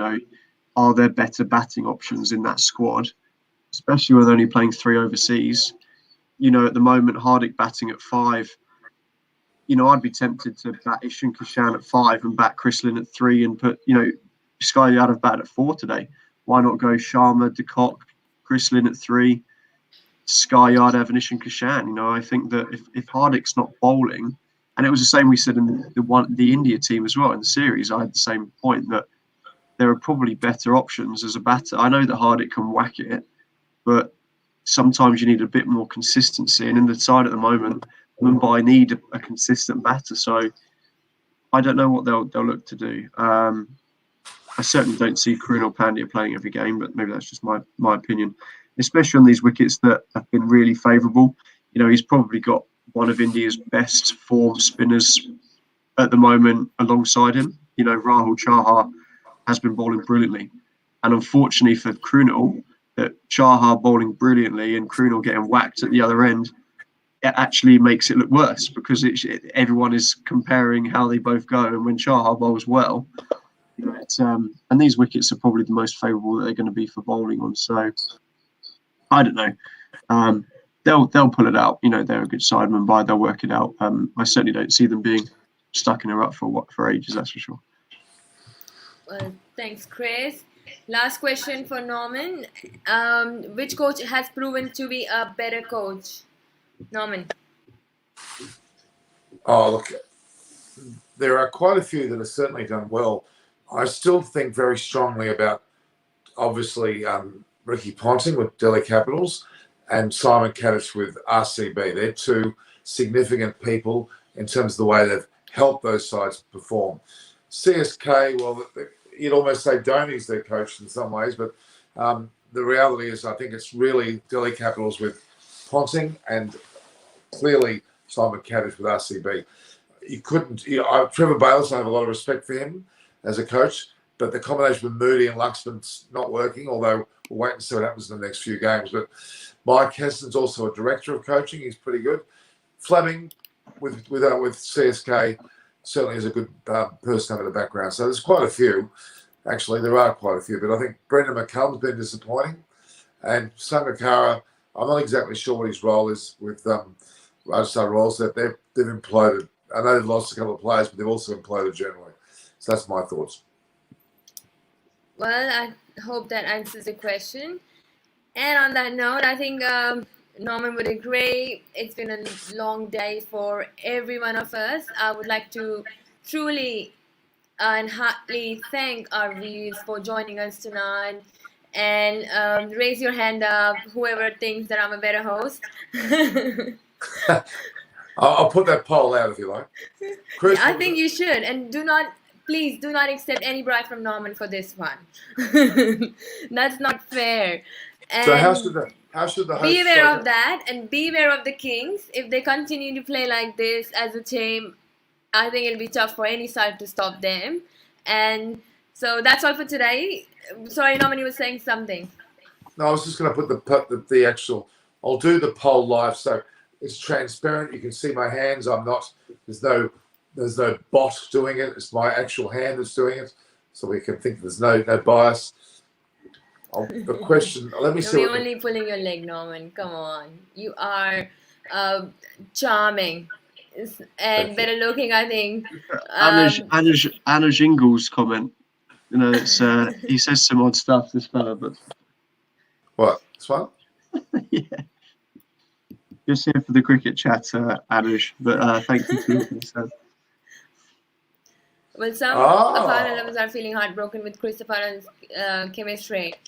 What about Chris and Norman's chemistry? No one has commented on that. That's been going for a long time and has been consistent. Norman's not my type, that's for sure. I think Anuj Ingle is actually implying that Chris and Apana are a bit of an item going on. Let's move around it. That's better. That's better. There we go. Oh, but because it's between me and Norman now. You can't be fighting Chris over is for me, guys. grabs. I'm not here to be fought over. Take a photo of that. Take a photo of that part. Oh well, that's all we've got from today's encounter and our coverage. So the action shifts to Mumbai and Rajasthan Royals.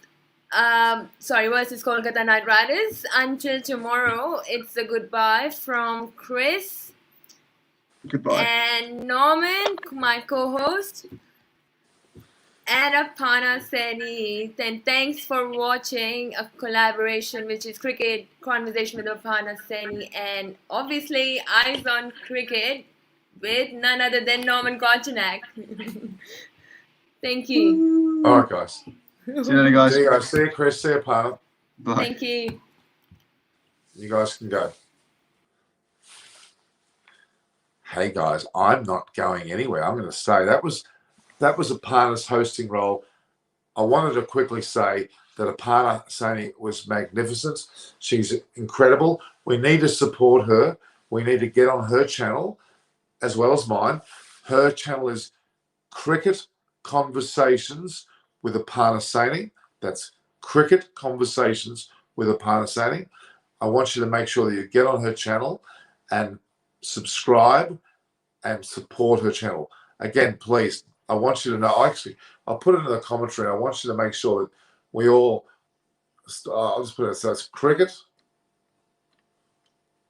Conversations.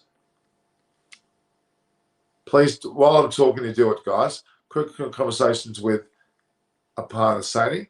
I want you to all go there now. Hang on, I'm just typing it in. So you got it there in the commentary, guys. Cricket Conversation with Apana Sani. I want you to go to that now while we're talking, and I want you to actually subscribe to that and support her. She's an amazing person. She's worked very hard all summer with me during the Australia-India series, and also very, very strongly with me for the India-England series, and now the IPL. She's studying multiple degrees, law and IT. She's working as a intern in certain jobs. She's also doing work with me with this. She's a brilliant girl. Her dad's the Minister of Communications in India, apparently. So quite an incredible person, actually. So was Chris Vernon. Chris Vernon. I brought Chris Vernon on back in about, I've known him for a while. We played cricket together in 2019. And if he played for the Marylebone Cricket Club, I played for the SCG11. We got to know each other there. He was the captain of that side. He was a great bloke. We've kept in contact ever since. And I thought he would be the right person to bring on the show when I first started. And he has been absolutely amazing. Very intellectual, very knowledgeable, very humble, but also a nice bloke. He and Apana with obviously Priti Upala, Debashis Sen, David Graven. Now, David Graven is coming tonight in the post-match show. David Graven will be there for that. Of course, we've got Monty Panesar. We've got now Anisha Tucker, the new host as well. We've got Alan Mullally, Adam Holyoke. I think I mentioned. We've got to have guests like Jim Maxwell once. We've had Doug Waters. We've had Jeff Thompson. We've had Roshan Abasinga from the Shrine Commentary. We've had Simon Willis. We've had a whole Kritika Naidu. We've had Harini Rana. We've had a whole host of people. In the future, we're looking at getting more of Jeff Thompson, Len Pascoe, Doug Waters for sure, because they're great friends of mine. And maybe even Steve Waugh. Steve Waugh is another person that we're looking at getting as well. So, guys, don't go anywhere. I'm actually going to talk a bit longer, guys. I'm not going anywhere. So I hope you remember me as the guy who collaborated with Jared Kimmy. Yes, Keshav Hurla. I'd like Keshav. You need to show me that. I haven't seen that. I know Jared Kimmy very well. So if only Harsha the Trades, Harsha the Trades, make a comment on her videos. Say that you've done that. She's a great girl. Apana is incredibly witty. There's a video that Apana and I put together, and it was totally and utterly unrehearsed. We were in front of the Harbour Bridge at Opera House in Sydney. We were actually on, of all platforms, ABP News and ABP Hindi and ABP Live. Now, those platforms have 20, to 25 million subscribers each. And a partner were on that show front and center. We did a comedy skit. We actually said, I'm in the Harbour Bridge Opera House. Harbour Bridge Opera House were behind me. And I said, you know what? We've got the Harbour Bridge Opera House, but all you've got in India is the Taj Mahal, which is nothing. So I was being cheeky. And a partner came back at me straight away and she said, what did she say? She said, oh, but is the Harbour Bridge and Opera House one of the 7 wonders of the world? And of course they're not. Taj Mahal is. So that was a good touche back to me. But I came back at her and said, well, we've got 11 wonders of the world. That's the Australian cricket team. And she laughed. And I said, well, you've only got Virat Kohli. He thinks he's a wonder of the world. And that was the banter that we had. It was a lot of fun, really, really enjoyable.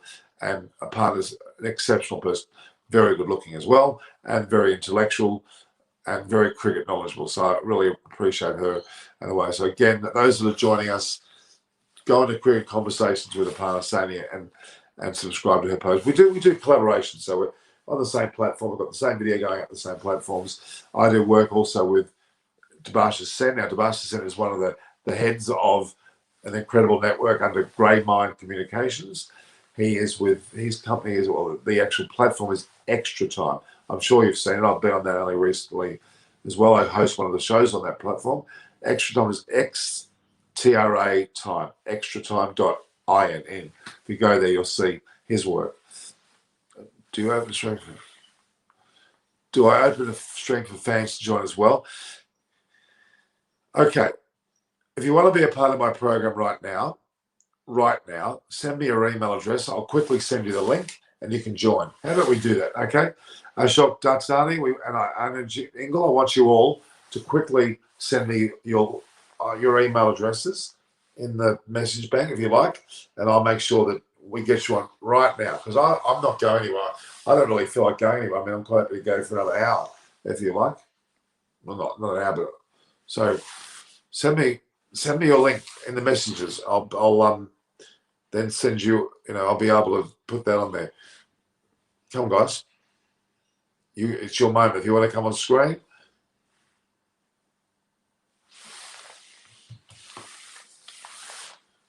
I haven't got any emails yet. So anyone want to come on screen and I can talk to you face to face? Totally doable. Is that anyone, Norman? Thank you. I appreciate that. The reality is that for this channel to grow, I've just told you to subscribe to Cricket Conversations with Aparna Sania. But my channel, I mean, I'm assuming you're all subscribed, but please, you have networks. You have the networks where you can actually go about sending it through your WhatsApp group or your work group or your university group or your religious group, whatever it might be. You can actually send those details around and get people to say, hey, have you seen this, guys? Why don't you subscribe? That would be great for us all to have. It would be something that I really would like you to do. It would certainly, not so much something help me, but would allow me to be able to grow and get more guests on and get more. I haven't got any official sponsors. I'd like to get some sponsors, all sorts of things to help us grow this channel. It's something that I really, really like. So let's have a little look at how many aspects of this we've got to go. Do you want to hear more, guys? Do you want me to talk to you more? I'm here now. I'm not going anywhere. Please send me the link on my email. I have given it above. You've given above. I just resend it, Kesh. I haven't got it. I can't quickly find it. So if you need to resend it, please. I'll be Manu Kilmer. How are you? How are you? I think MI are in trouble. I actually think they are too. Well, it's not a matter of being in trouble. MI are not in trouble. It's more the Mumbai Indians have won 2 years in a row. You can't win every year. You have to stumble a bit at certain years. I have off days. So I would recommend that, Mumbai Indians won't be shattered if they do lose. Let's be. Who is better, Green or Marsh? Green, hands down. Mitchell Marsh has had enough opportunities at the highest level. He's done some very good things, yes, but it's time for Mitchell Marsh to move over. same with his brother Sean. They both have been pretty good for Australia, but they probably also need to actually move on. So.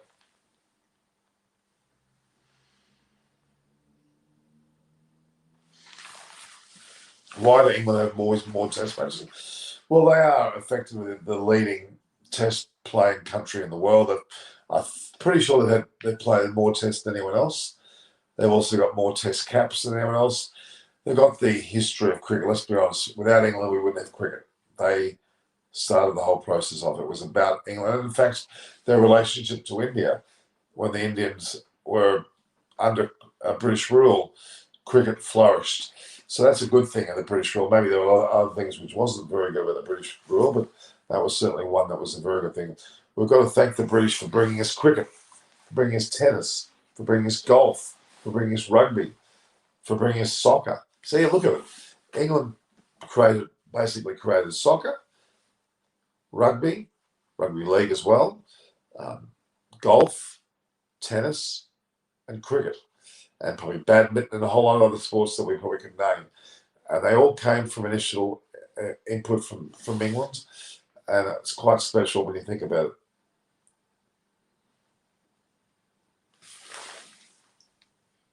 Yeah, now, this is something that I'm going to talk to you more about. I had a plan. A lot of the people doing this, because of the weird time, are actually putting this program on at about 8:30, 9 a.m. in the morning Indian time or earlier. Now, I can't do directly after the show, when I would probably prefer to do. After the show, after the game, which is still very late, is when I'm on another platform with extra time, so I can't do both. So that's my difficulty. So it's something of a matter of, put that in the comment section here. I'm saying in the comment section right here. Don't be worried about people getting your email. If you want to be on now, Keshav, you've got to put your email here, right where you made this comment. I need it because I haven't got time at the moment to go and look for it elsewhere. Please send it here, right here now. If you want to be on, just send it to me now. Anna Jingle just said that. Bring it on. Well, let's see it come on. That's what the opportunity is there to do that. So I'm waiting for it. Keshav, if you want to be a part of it, you need to do that. Okay? But otherwise, I think it's important for this channel to grow that we do things like that. We share the matter. Okay. Rajesh Malhotra. Norman, who do you think is the favourite to win the IPL this year? Who, according to you, will win the orange and purple cap? I would be surprised if someone like Maxwell doesn't come through and win the orange cap. The purple cap, well, I would have said Bumrah earlier on, but there's, I don't think it's Harshal Patel. Isn't Harshal Patel? He looks the goods. If Amit Mishra bowled more, he'd probably get it. He looks great. Chahar is right up there as well. But batting-wise, well, Chickadawin is also another one. But I think we might see a Maxwell or a Kohli or a De Villiers. If they continue to play well, they will actually be up there. Who's going to win? I do support Kolkata Knight Riders as a team that I support. But who do I think is going to win? I've said from the very start the Delhi Capitals is the team that I thought will win. RCB are certainly figuring into that equation. Mumbai Indians now less so. CSK at the moment, but I don't know whether they'll be there at the end as much. So I'm hoping it's a team that has never won, namely Delhi Capitals, namely RCB. They both probably deserve to have an opportunity. For the sake of Kohli, he's been the leading run scorer, scoring 6,000 runs and all the good things you can talk about. The reality is that, can I send you on Twitter or Instagram? Yeah, send me, Cashew, send me on Instagram, please. Are you on? I'm not sure whether you're on Instagram. So, yeah, I think that I'm looking at Instagram now, and I'm not seeing anything. Cashew.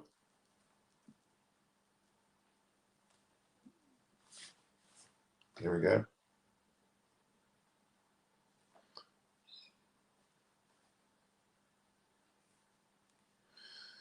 Yeah, I'm not seeing anything here.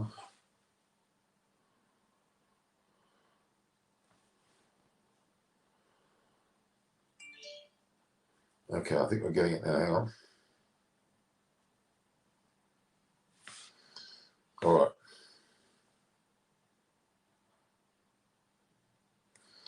Just going to get that up. So I'll send it to you now. Hang on, while we're talking. So musical Keshav.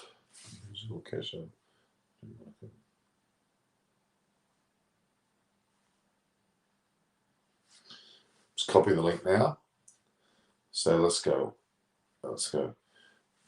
Musical.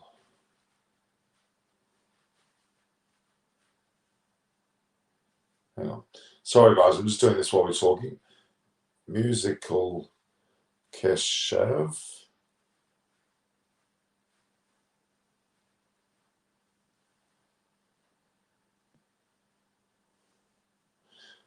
Bear with me 1 second, guys.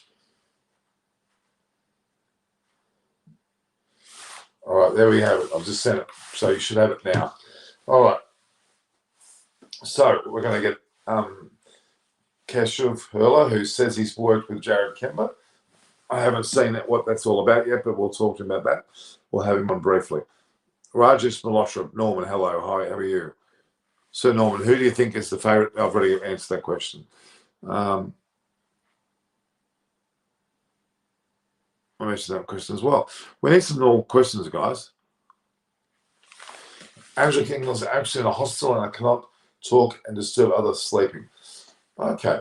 Whereabouts are you, Anuj Engel? Whereabouts? Are you in India or are you somewhere else? Just tell us where you are because you've been on a lot and we've appreciated your comments. Whereabouts are you, Anuj Engel? Are you in India? Let me know. Just send me a message about where you are while we wait for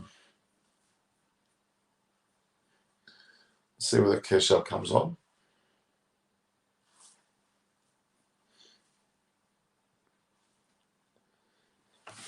So did you send me a message? Okay, well, see how we go. This is going to be interesting. I've never met this man before. Hi, Norman. How are you? Good. So actually now your face is familiar. So I've now do recall you being with Jared Kimber. Yeah, I did a video with him just this week on Monday, and I was actually behind him for a couple of months, and he finally took out time and we did this video. So I forgot to send you the link, but I'll surely do it after this stream.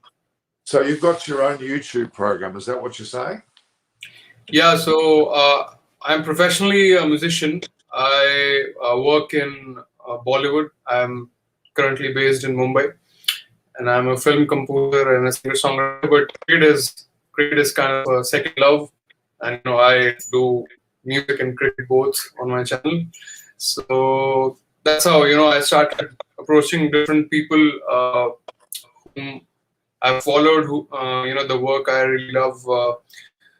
So Jared was one of them, and I ended up finally, getting him on board for half an hour or so.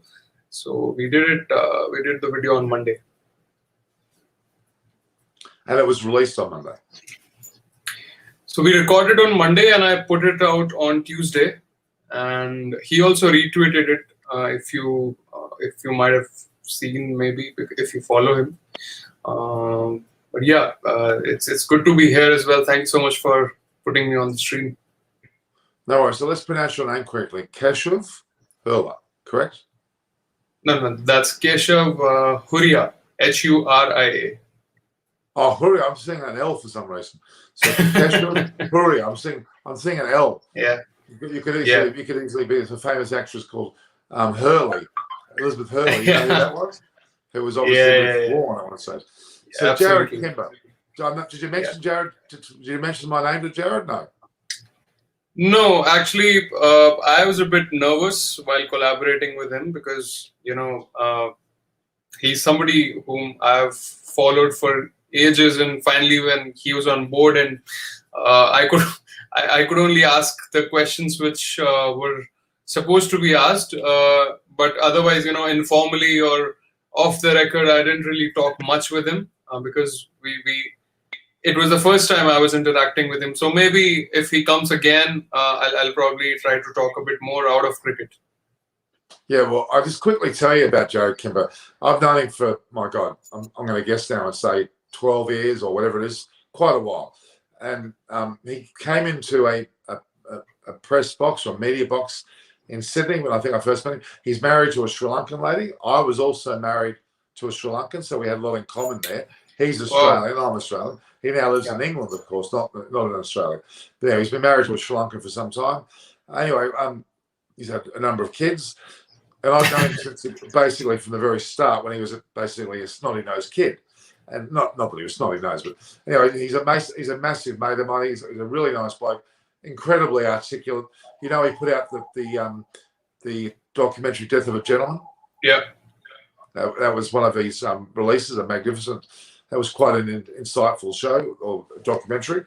He also, when he first started, he had an offside, and I've just forgotten his name, but they came into the media box. They were young kids. They had all these gizmos and equipment.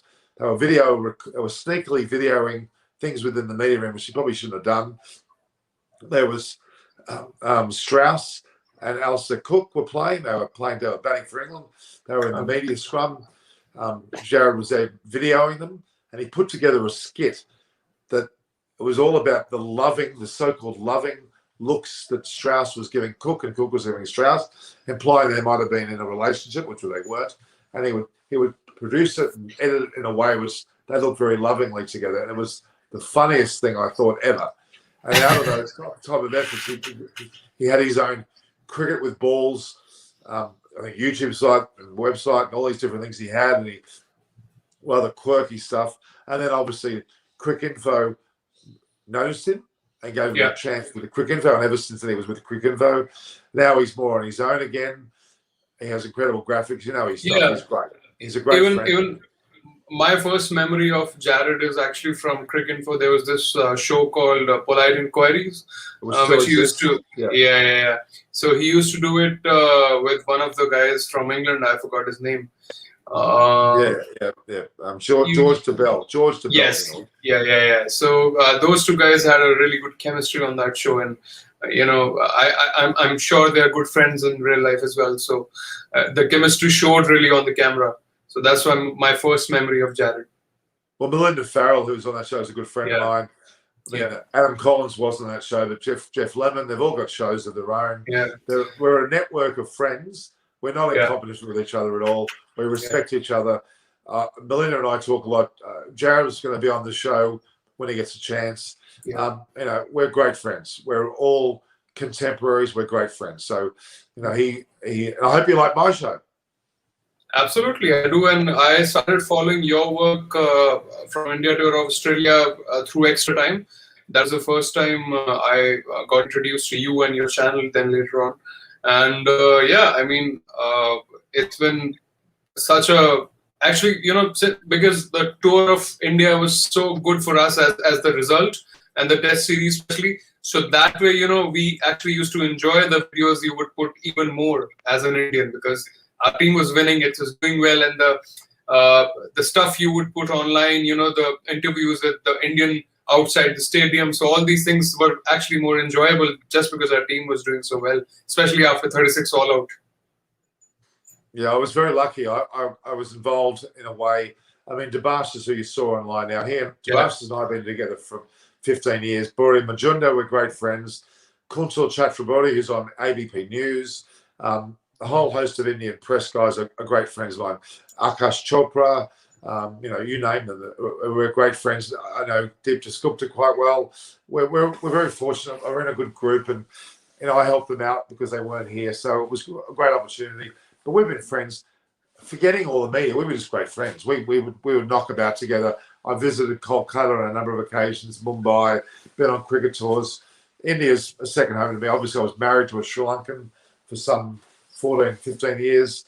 I know the Sri Lankan network of media and ex-players too well. Like the young Roshan Dickweller, and Dinesh Chandemo. I've known them since I was about knee high, and they always talk. Wow. Would you believe that I knew those two guys, and to see where they are now is quite special, to be honest.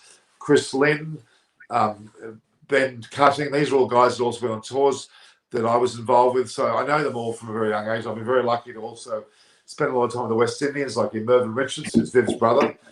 Quite incredible. Did you see Mervyn? Have you seen the stuff with Mervyn Richards? No, not really. Well, have a look through. Mervyn Richards is Viv Richards' brother, okay?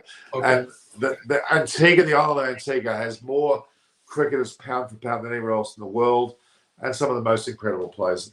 And actually, to hear of Viv and Mervyn Richards playing together when they were kids is quite impressive. So, okay, what's your channel about again? It's about music, is it? Yeah, the channel is my name. That's the channel's name as well. And so I started with music, and then last year I did an IPL anthem.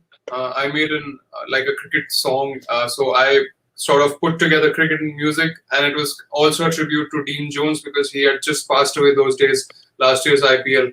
So I put it out, and then one of my friends suggested that you can do both music and cricket on your channel actually, because you know your cricket so well. You have the communication skills. You have probably the right looks for a host. So if you can probably put experts on your panel, so you can actually ask them interesting questions. So that got me thinking, and I started out with approaching different YouTubers who are doing good on cricket. And one of my other collaborators was, if you know, Ronak Kapoor from Cricinfo. He's the host over there. And then I've also got in touch with Usman Samiuddin. He's also with Cricinfo. He also lives in London. So just trying to get proper cricket experts, because I'm no expert. I mean, I'm just a fan who knows a little bit more than a layman, but not more than an expert, because I've not played the game or I've not really covered the game like journalists do. But I love talking about cricket, and it's, as I told you, it's after music, it's something I really love.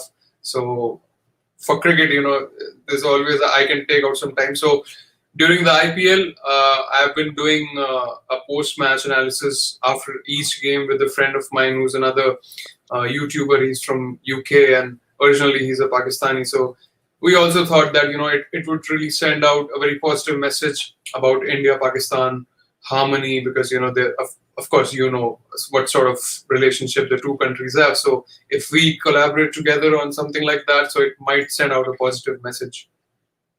That's excellent. I mean, I think, I'm not sure whether I actually talked to you about it, but actually there's a guy that's just messaged me on LinkedIn called Anshuman, who you should get in contact with.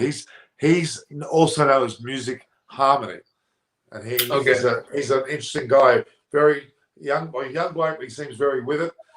I should connect the two of you up. Yeah. So, and I just saw this comment from Anuj. So he says, this guy Keshav with the background and getup looks ever ready for a live stream, looks quite experienced. So I have in this background and getup because I also finished my live stream of IPL, the match which happened today. So this is my setup, and actually this is where I'm sitting right here. I have my piano as well. So, so I do all my music stuff here as well. And then once music is off, cricket is on. So I do all my live streams also from the same spot. I should get you to help me put something together for my channel, because I'm pretty raw. I'm trying to get a bit of prettiness to the channel, and a bit of I might get you. Maybe we can do a little introduction for me with your musical talents. Absolutely, I would actually. For my channel, I have created a theme for every video, like an intro theme with some visuals. And for a couple of other YouTubers as well, I created it with some original music. So they wanted me to do it for them. So if you want something like that, I would love certainly do. You're on. Yeah. You're on. I'll get you to. I'm very excited about it, because I'm in need of that. I mean, you've met Aparna and you've met Pretty, I'm sure, on the show, but Anisha Tekka, oh my God, we're going to try and do some sort of a little intro about us all.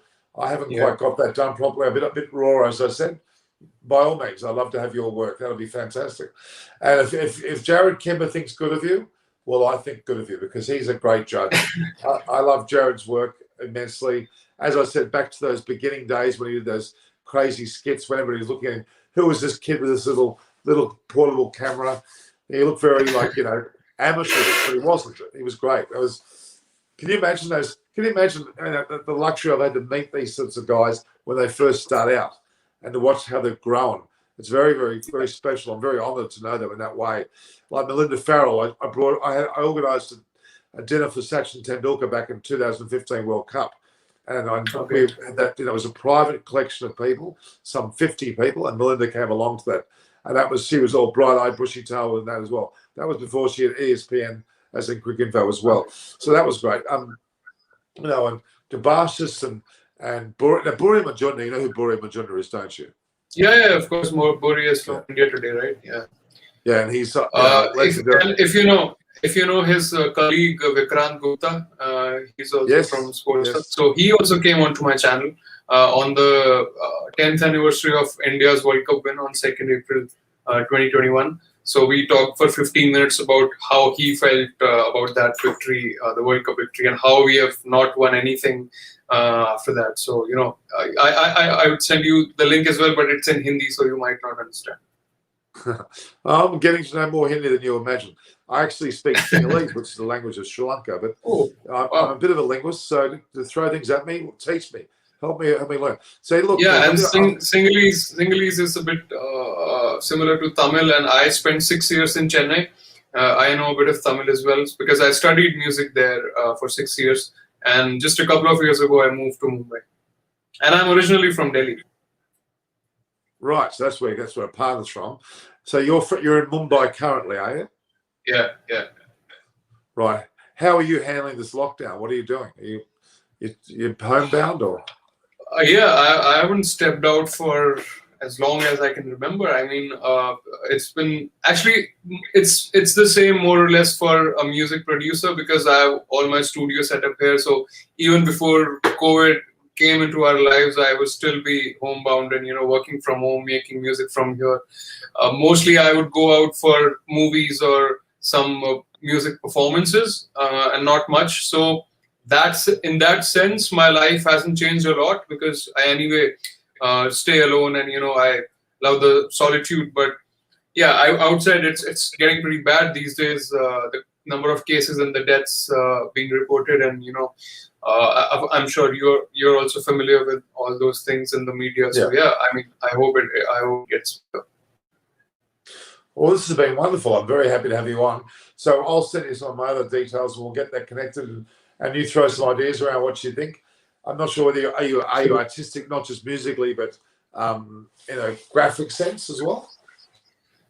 I try to. I mean, I could send you a couple of examples what I did for other YouTubers and what I do on my channel.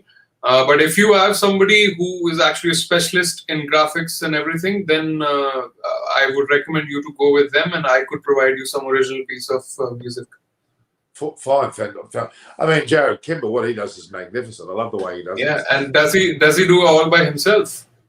I have a feeling he does because he was always that way gifted. And as I said, he had that, all the stuff he did in early days was at a low budget. So I'm pretty sure he's developed his own thing there.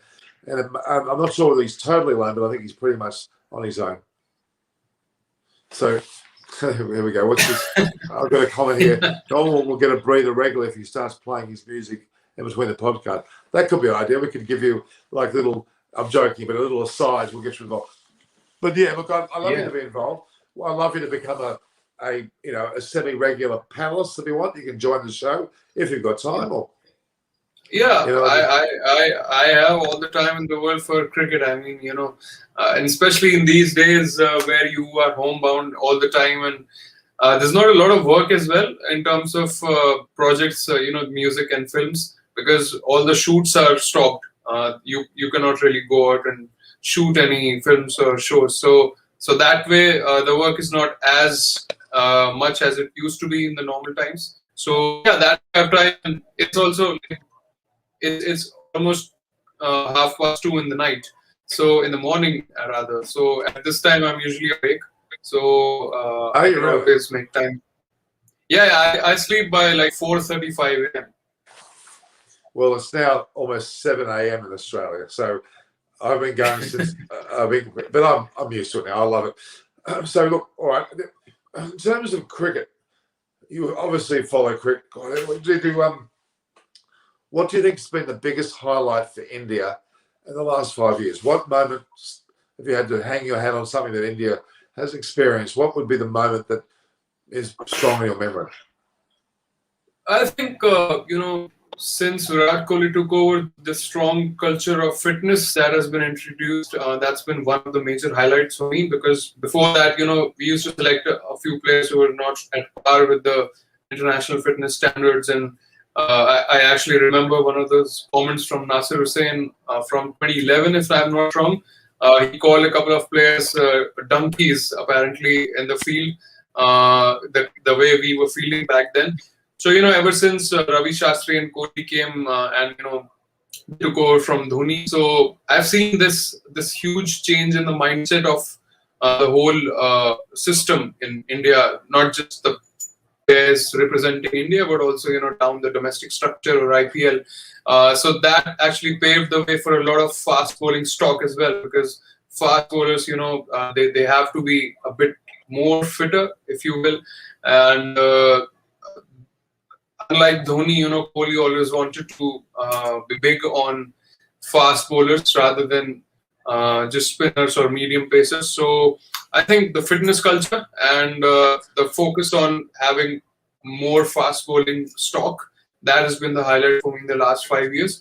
But there's been like a glitch as well, if you can put it like that, because everyone's been talking about Virat Kohli's captaincy, especially in the multi-nation tournaments or IPL. So that is one particular area of concern for us. Couple of tournaments coming, one this year, the next year, and then the home World Cup, of course. So that would be a huge test. People do say that, Virat Kohli should get this World Cup, and if India still doesn't win, then he should be sacked from the captaincy, and next one you should give it to Rohit. But I always tell them, look, Dhoni won 3 tournaments for us, but people actually forget that, after 2007 T20 World Cup, he got 6 more T20 World Cups and India never won. So if we judge Dhoni on so many chances that he got, then how can we judge Kohli on just a couple of tournaments? Or actually, this is going to be his first T20 tournament. He hasn't really captained so far in a World T20, because in 2016, Dhoni was still the captain. So yeah, I mean, these have been the highlights, and probably one of the main reasons why we did well in Australia as well on a couple of occasions. Okay, I'm sending you some more information more in email form, but there's Anshuman fellow, it's like Anshuman Kumar. He's released a song, and it's in another format, and he's just trying to talk to me about it. I'm trying to get him online because he's musically crazy. He's called Music Harmony. Maybe some synergies between you guys. You never know. So we'll get that going too. Yeah, it looks like sunshine. Can you see this light on my face? I've got out the window. I'm very close to the Coogee Beach, which is a beach in Sydney, Australia. And I look out there and I can see the sun rising. It's like this halo behind me. And we've actually got I'm in a very good location. There's a big gully, and then there's kookaburras and cockatoos and all these birds. And then the beach is not very far away at Coogee. I'm very lucky. And I'm not sure if you've seen my reports from Coogee Beach. I go there a lot because I live here. Well, the view is quite incredible as well. It's sea-facing, kind of like sea-facing, because I'm on 21st floor, which is actually quite high up. And on the days that sunshine, I can actually see the Arabian Sea line, and yeah, I can. But unfortunately, it's not. It's dark right now, so I can't really show you anything. But yeah, people, somebody who said that, hi Keshav Maharaj. So I finally have a cricketer, a namesake cricketer. Keshav Maharaj is the first Keshav to play this game. That's excellent, absolutely excellent. So I've just sent you my mobile, which is effectively WhatsApp. So connect with me on WhatsApp, and we'll start sending things through there if you don't mind. All right. Absolutely. So let me mind to see what questions we've got here. We've got this comment.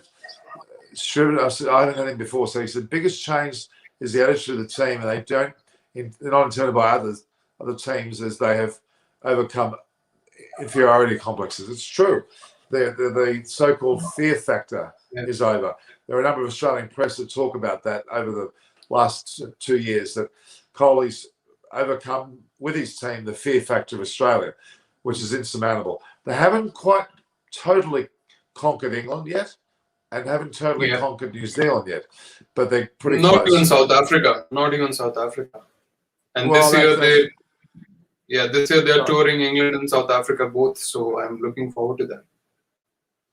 Oh, I think, but India are certainly they need now to formulate that group of players they've got: the Washington Sundars, the Sirajas, the punts that are coming through, the Thakurs. I'm talking more Test now than ODI and T20s, but I think if you conquer Tests, you conquer all formats, in my opinion, and that's one of the key attributes. So I think to be at that Test match to watch at the Gabba and even at the SCG was just phenomenal.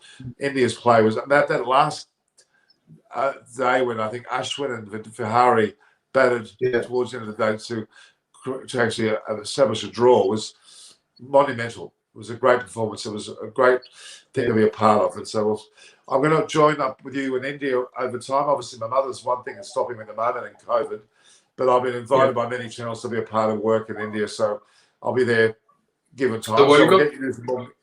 So we need you to do some music for me. So let's think of a theme. Eyes on Cricket with Norman, or maybe not the full name, but you play with what you feel, and let's see what you come up with, and we'll actually give a few demos to our audience and see whether they like it or not, and maybe they can tweak it. Who knows? And maybe you don't need to be tweaked. We'll see how we go.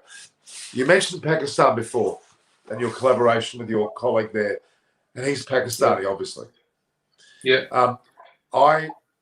About 5 or 6 years ago, I was in Amritsar, and I had a good Indian friend of mine. We were talking. We had breakfast with Insamam Ul Haq, and it was great. And he's actually got a relationship to Harbhajan Singh in a business sense. Great friends, and most of the Pakistani community in Australia, they have meetings. I often get together with them. So I'm across all the cultures, whether it's Pakistan, India, Sri Lanka, obviously Bangladesh. I've got a very close relationship to them.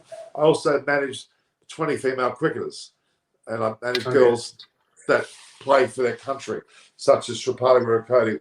Have you seen her on my show? Yeah, I did. And the other day, even Jared came up with an interview with Shikha Pandey, who is also an Indian woman cricketer. So that was also an interesting watch. Exactly. No, it's been a lot of fun. So now there's a question here about where is Pretty today. Pretty is on a lot of platforms as well. She can't do everything all the time, and we try to be fair to people because I'm on every day. I can't expect people to be on with me every day. So we mixed up with Chris Sapana, Pretty. We've got Tabashis. We've also got Anisha now. Anisha Thakur. She's also on Sports Today. Brilliant girl. I really like her. So maybe we'll see whether she can sing. So Anuj has already gone to my channel and heard one of my songs. Who? Anuj, the comment that just came, so he has already gone to my channel and checked out one of my songs. Very good. Yeah. So again, your YouTube is what is it? It's can you type into the message as you've been messaging, just while I'm talking, message your YouTube site. Is it just your name? On the private chat? Yeah. Or on the public chat? No, I don't have the option to type in the public chat. I can only do in the private. Well, yeah, I thought you must have because you've been Keshav Huria. You've been doing it there. Is that your YouTube site as well? Yeah. That's my YouTube name as well. Okay, so what you're typing messages on is also your site. Okay. All right. Very, very good. All right. Well, look, let's see if we've got any other comments. So this last comment, what about Ashes 2.0 result today? Actually, he means the Zimbabwe-Pakistan result. Right. I don't know what the Zimbabwe certainly they shock you because they got a lot of talent in those countries, and we don't see enough of it. And they defeated Pakistan, didn't they? Yeah. And actually, they were defending 119, and Pakistan got bundled out on 99. Incredible. Absolutely incredible. Who would ever think that Pakistan couldn't get 190 against a team like Zimbabwe? Is a bit beyond Yeah, and Pakistan was almost full strength, and Zimbabwe was without Sean Williams and Irwin. Exactly. I'm just looking at. I'm looking at your. So I'm looking at your site. So let me get this right. While we're talking, I like to do it while we're talking. So let me get the. So it's KESHAV, correct? No, it's KESSUV. UV. Interesting spelling. Now it doesn't come up straight away. So, and what's the next word? What's your last name? HURIA. Okay. Here we are. I've just subscribed. I got a picture of you. You put out 51 videos. Oh, you got a Vikrant Gupta exclusive, I can see. Yeah. You could also find Jared Kimber, Rona Kapoor under the playlist called All Things Cricket. Well, you're going to invite me on yours as well, aren't you? Absolutely. We could do it anytime you want. Okay.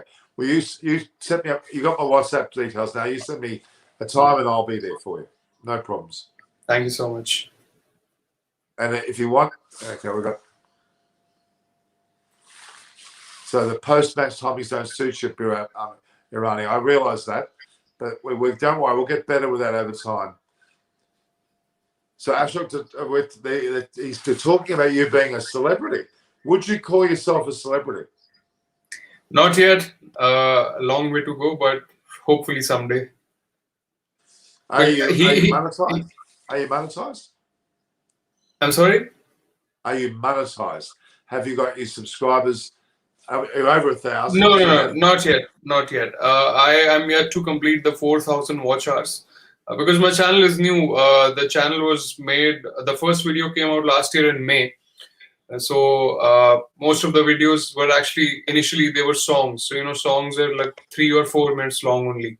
So even if I get a few views, then it's still not, the watch hours are still not enough. So I was hoping that by the time IPL ends, and if I do a post-match of 20 minutes to 30 minutes every game, so I might be able to reach the 4,000 watch hours after the IPL ends.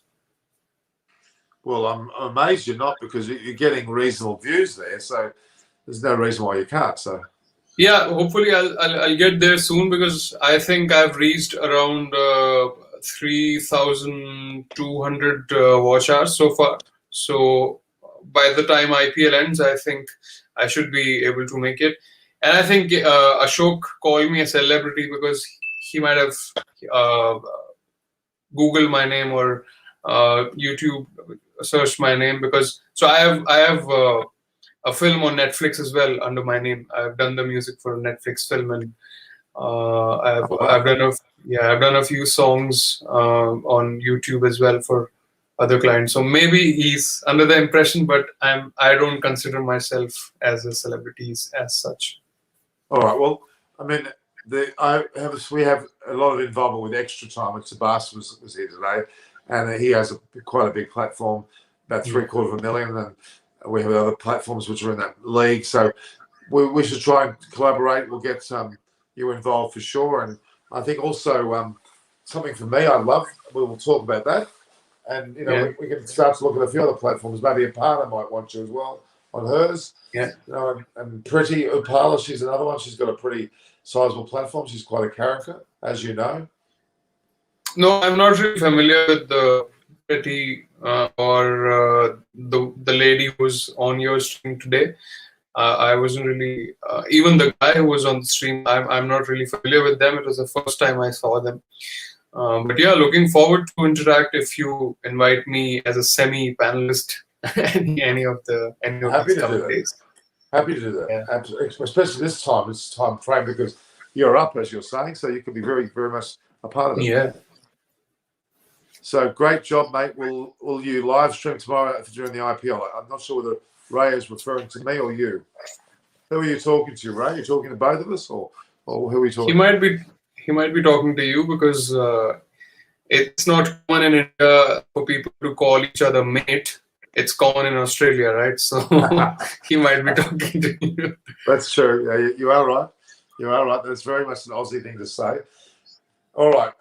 That's very impressive, Ashila. I'm very much impressed. I'm glad you came on. And this is the beauty of such platforms. That, I mean, look, Chris Vernon and I played a game of cricket against him. He played for the Marylebone Cricket Club, and I played for the SCG11. We played the game of cricket. I thought, join me. A partner I've known for a while.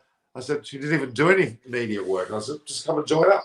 Now she was a regular, having done a lot of media work, and Pretty Apala approached me on YouTube. So that's what it's all about. It's about, the connections. It's quite amazing. And we've got synergy. Jared Kender, if you're a friend of his, you're a friend of mine. He's a great guy.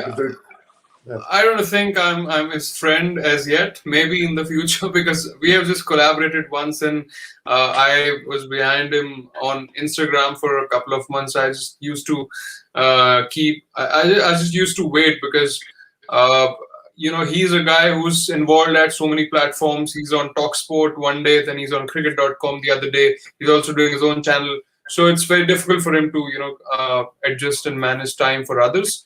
But it was really kind of him to come back to me one day out of the blue, and he says, okay, mate, next week I have some time from this X to Y hours, so if you are interested, then we can collaborate. So I said, of course I'm interested. I was waiting for this moment, and so and it was really good. Actually, he gave a really good idea to me. So when we were just about to start the video, so I had planned that I'll do like a weekly roundup video on IPL, because by then all the teams had played 3 games each. So I thought, okay, it's been a week or so since the IPL started, so let me do a weekly roundup with Jared.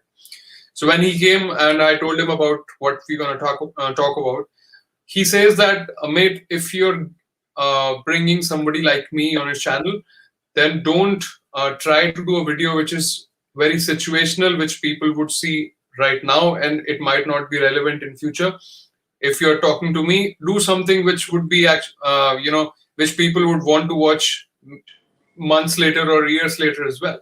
So don't do something just on IPL. So while I thought it was a great idea, but I was not prepared for the other stuff. I had only prepared for that particular session. So I told him that, okay, let's just do the IPL thing today.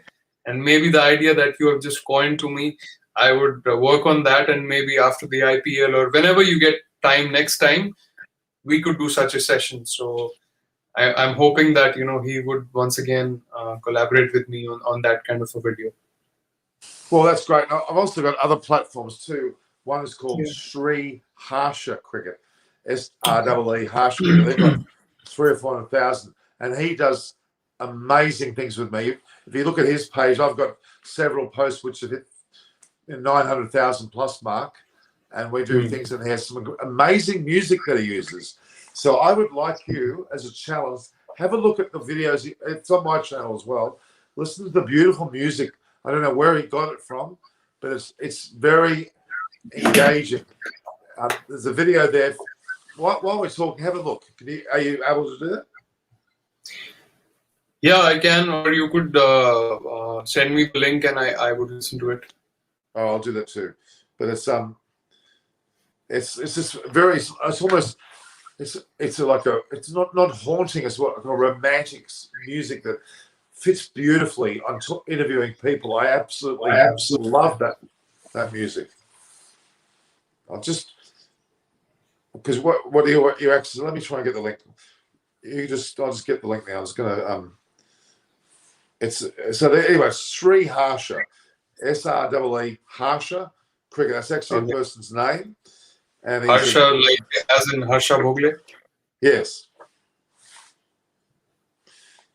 And he's got, if you see his page there, you can see it's there. Okay. And if you scroll down that list, there's a certain one that we've done collaboratively with which was fantastic. I really enjoyed it.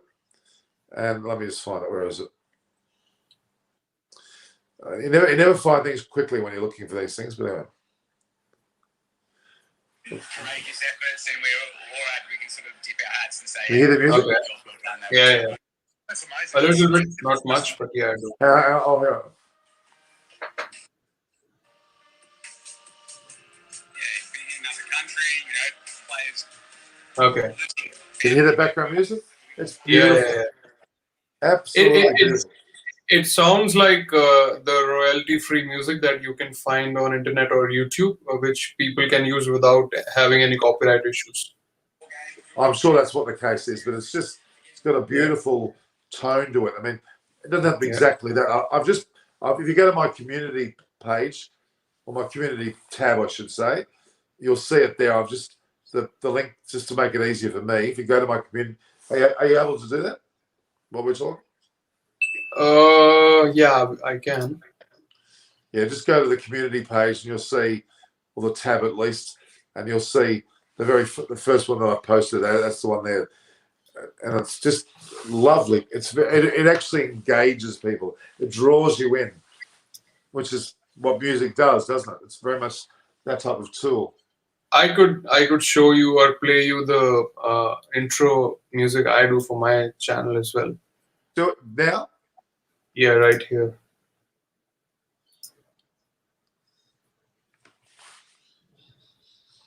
So there's this option of sharing a screen. I'm just using that. Right.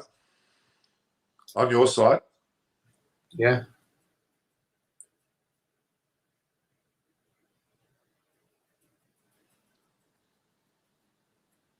So this is the All Things Cricket intro that I do.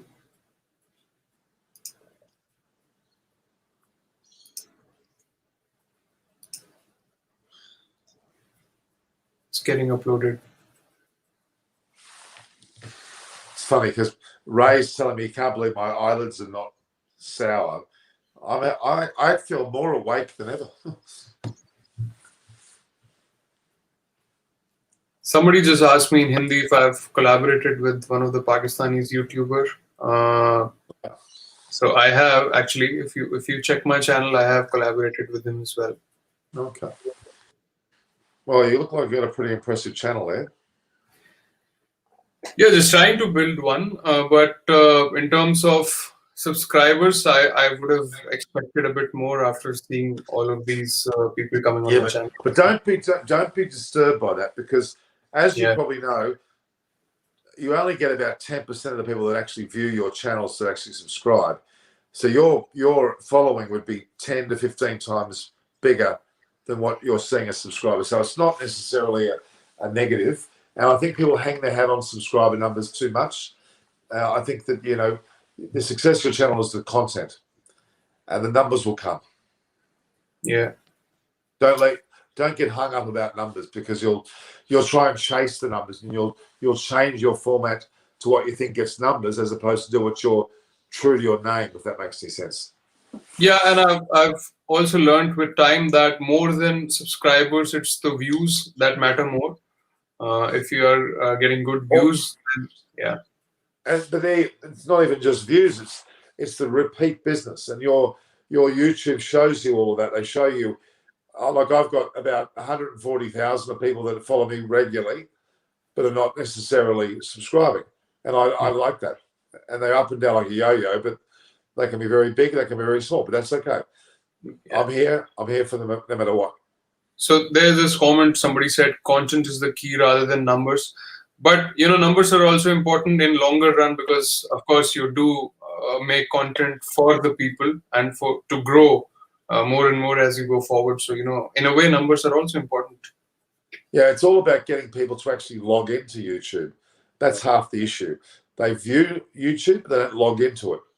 Or they haven't got a login component, which is another issue. But it's the best platform, especially for music and for interactions. It certainly is. There's no doubt about that at all. All right. Let me just try to see if this works. Is it working? Yeah, I heard it.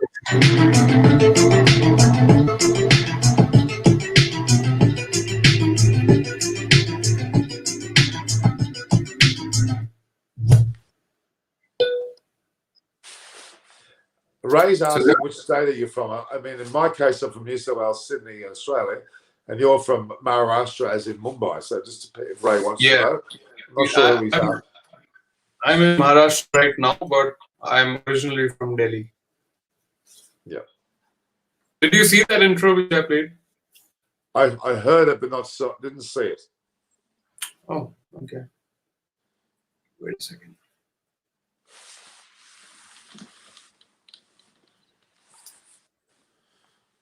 Do I have to allow you to share it, or is it just shared? Do I have to do anything? Do I have to press anything on my side? I think anyone can do it.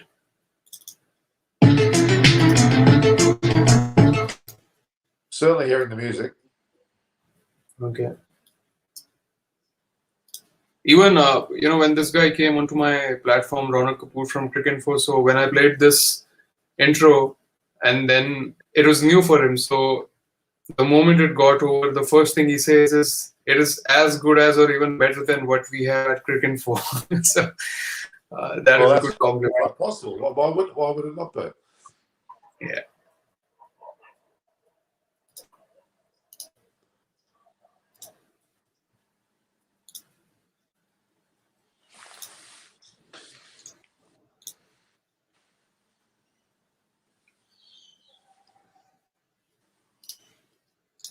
Well, Himanshu Singh has just subscribed to your channel.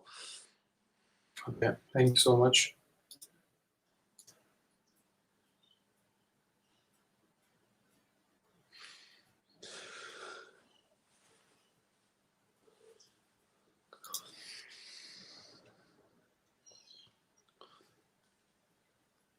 So what I'll do is I'll play a video from my channel. I think that should be easier option. But that's not, so it's going to come up. I'm going to see the video because I haven't seen that. I'm not sure why I can get the music but not the video. Yeah, but if I play it from the Chrome tab, then you might actually see it. Okay.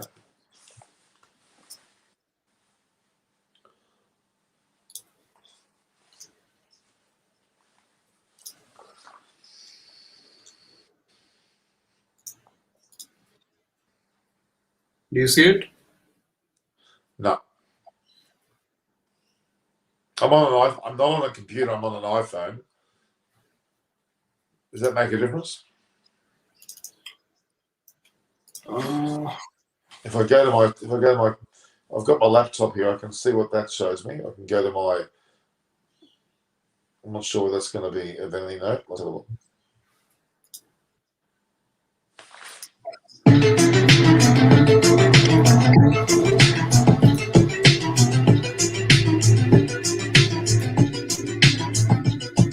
No.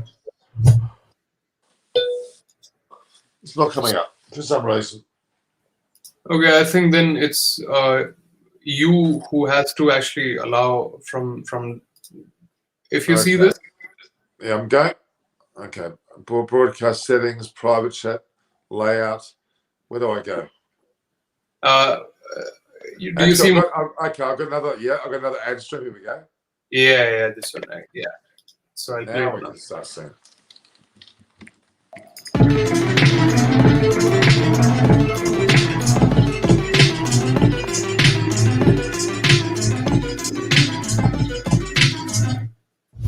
Okay. And you produced that all yourself? Hey guys, welcome to this very special edition of All Things Cricket, and I am joined by none other than Ronak Kapoor from all the way from Cricinfo. We have such a guest, my guest list has just kept on improving with time, and today I couldn't be more thrilled to have you, Ronak, here. Thank you so much for taking out the time, first of all. And how are things at your end after such a hectic season?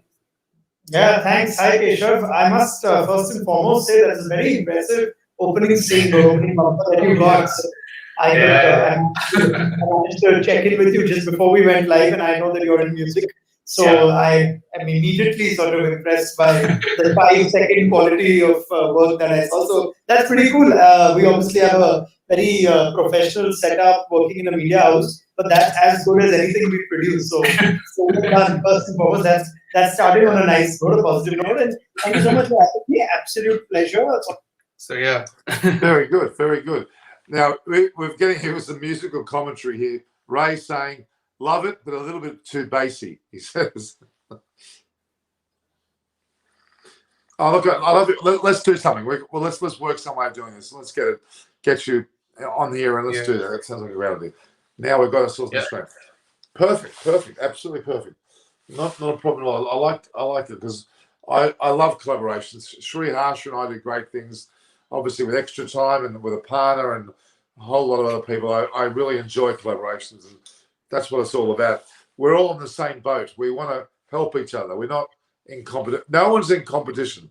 I believe on YouTube, you're not in competition. You may have similar products, but you should support each other because we're in the same boat. There's enough people in the world to like all of our stuff. Absolutely.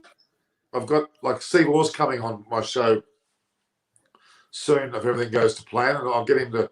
He did a magnificent book on India. I'm not sure whether you saw it, called The Spirit of Cricket India. It's amazing because it's like a damn encyclopedia in terms of size. Gee, I'm getting some sun.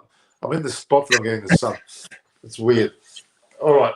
Well, what I might do, we might actually finish it because I've been on for 2.5 hours. I think the time is up for me. But I appreciate your time in particular. Now that we've connected, how good was this? I can go on your show. We can get some music collaborations going. We can some themes to intros to music, and I can plug your ability to do what you're doing happily. So, guys, you've seen my channel. Now we're looking at Kesha's channel. We've got his name is his link, is his actual YouTube channel, and we can get you to when the comment stage comes and the video goes on the and normally after it goes live it has to digest and go online. Then you can put messages in and links to your stuff down there as well, so I can get the viewers to watch and check it out. All right. Yeah, somebody just said so the birthday of Sachin Tendulkar today, so that's interesting. It's Sachin's birthday today. Yeah. So how old would Sachin be now? He's 40. He should be 48, I guess, if I'm not wrong. Wow. Look, I'm very fortunate. I've had some during the 15 World Cup. I was with him every day, and he was just an amazing guy. He really was. He's a dead set humble guy. He likes talking normal things. He doesn't need to be on the public stage. No, he's 48. My gosh. And he recently recovered from Corona as well. Yeah, he did have that, didn't he? So that's something I need to make sure I wish him a happy birthday, actually. Yeah.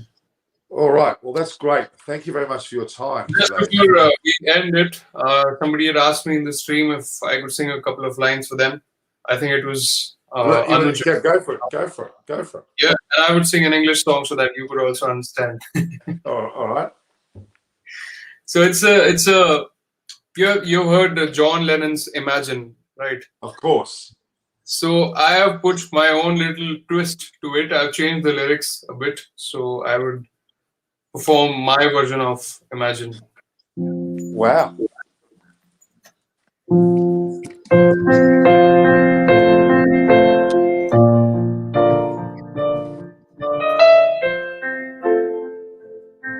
Can you hear the piano just fine? Absolutely.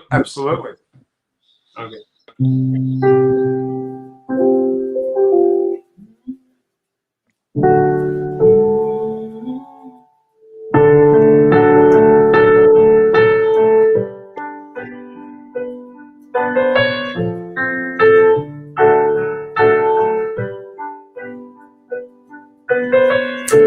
Imagine there's no COVID.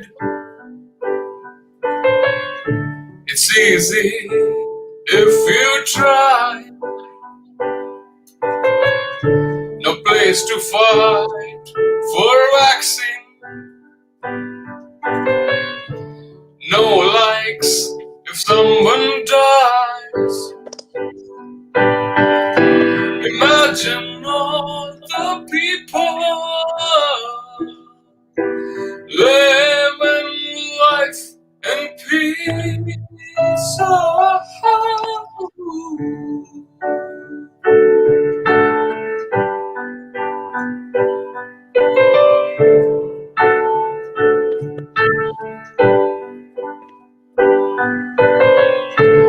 Imagine there's no smartphone. It isn't hard to do. Nothing to hold or look at while your friends talk to you. Imagine all the people living in the real world.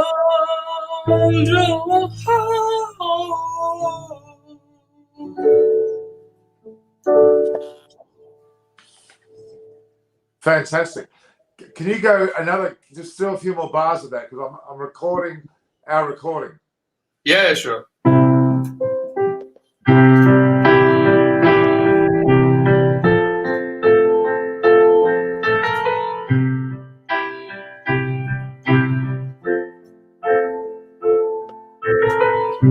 Imagine there's no Insta. It's easy if you try. No place to fight for blue tick. No likes if someone dies. Imagine all the people living life in peace.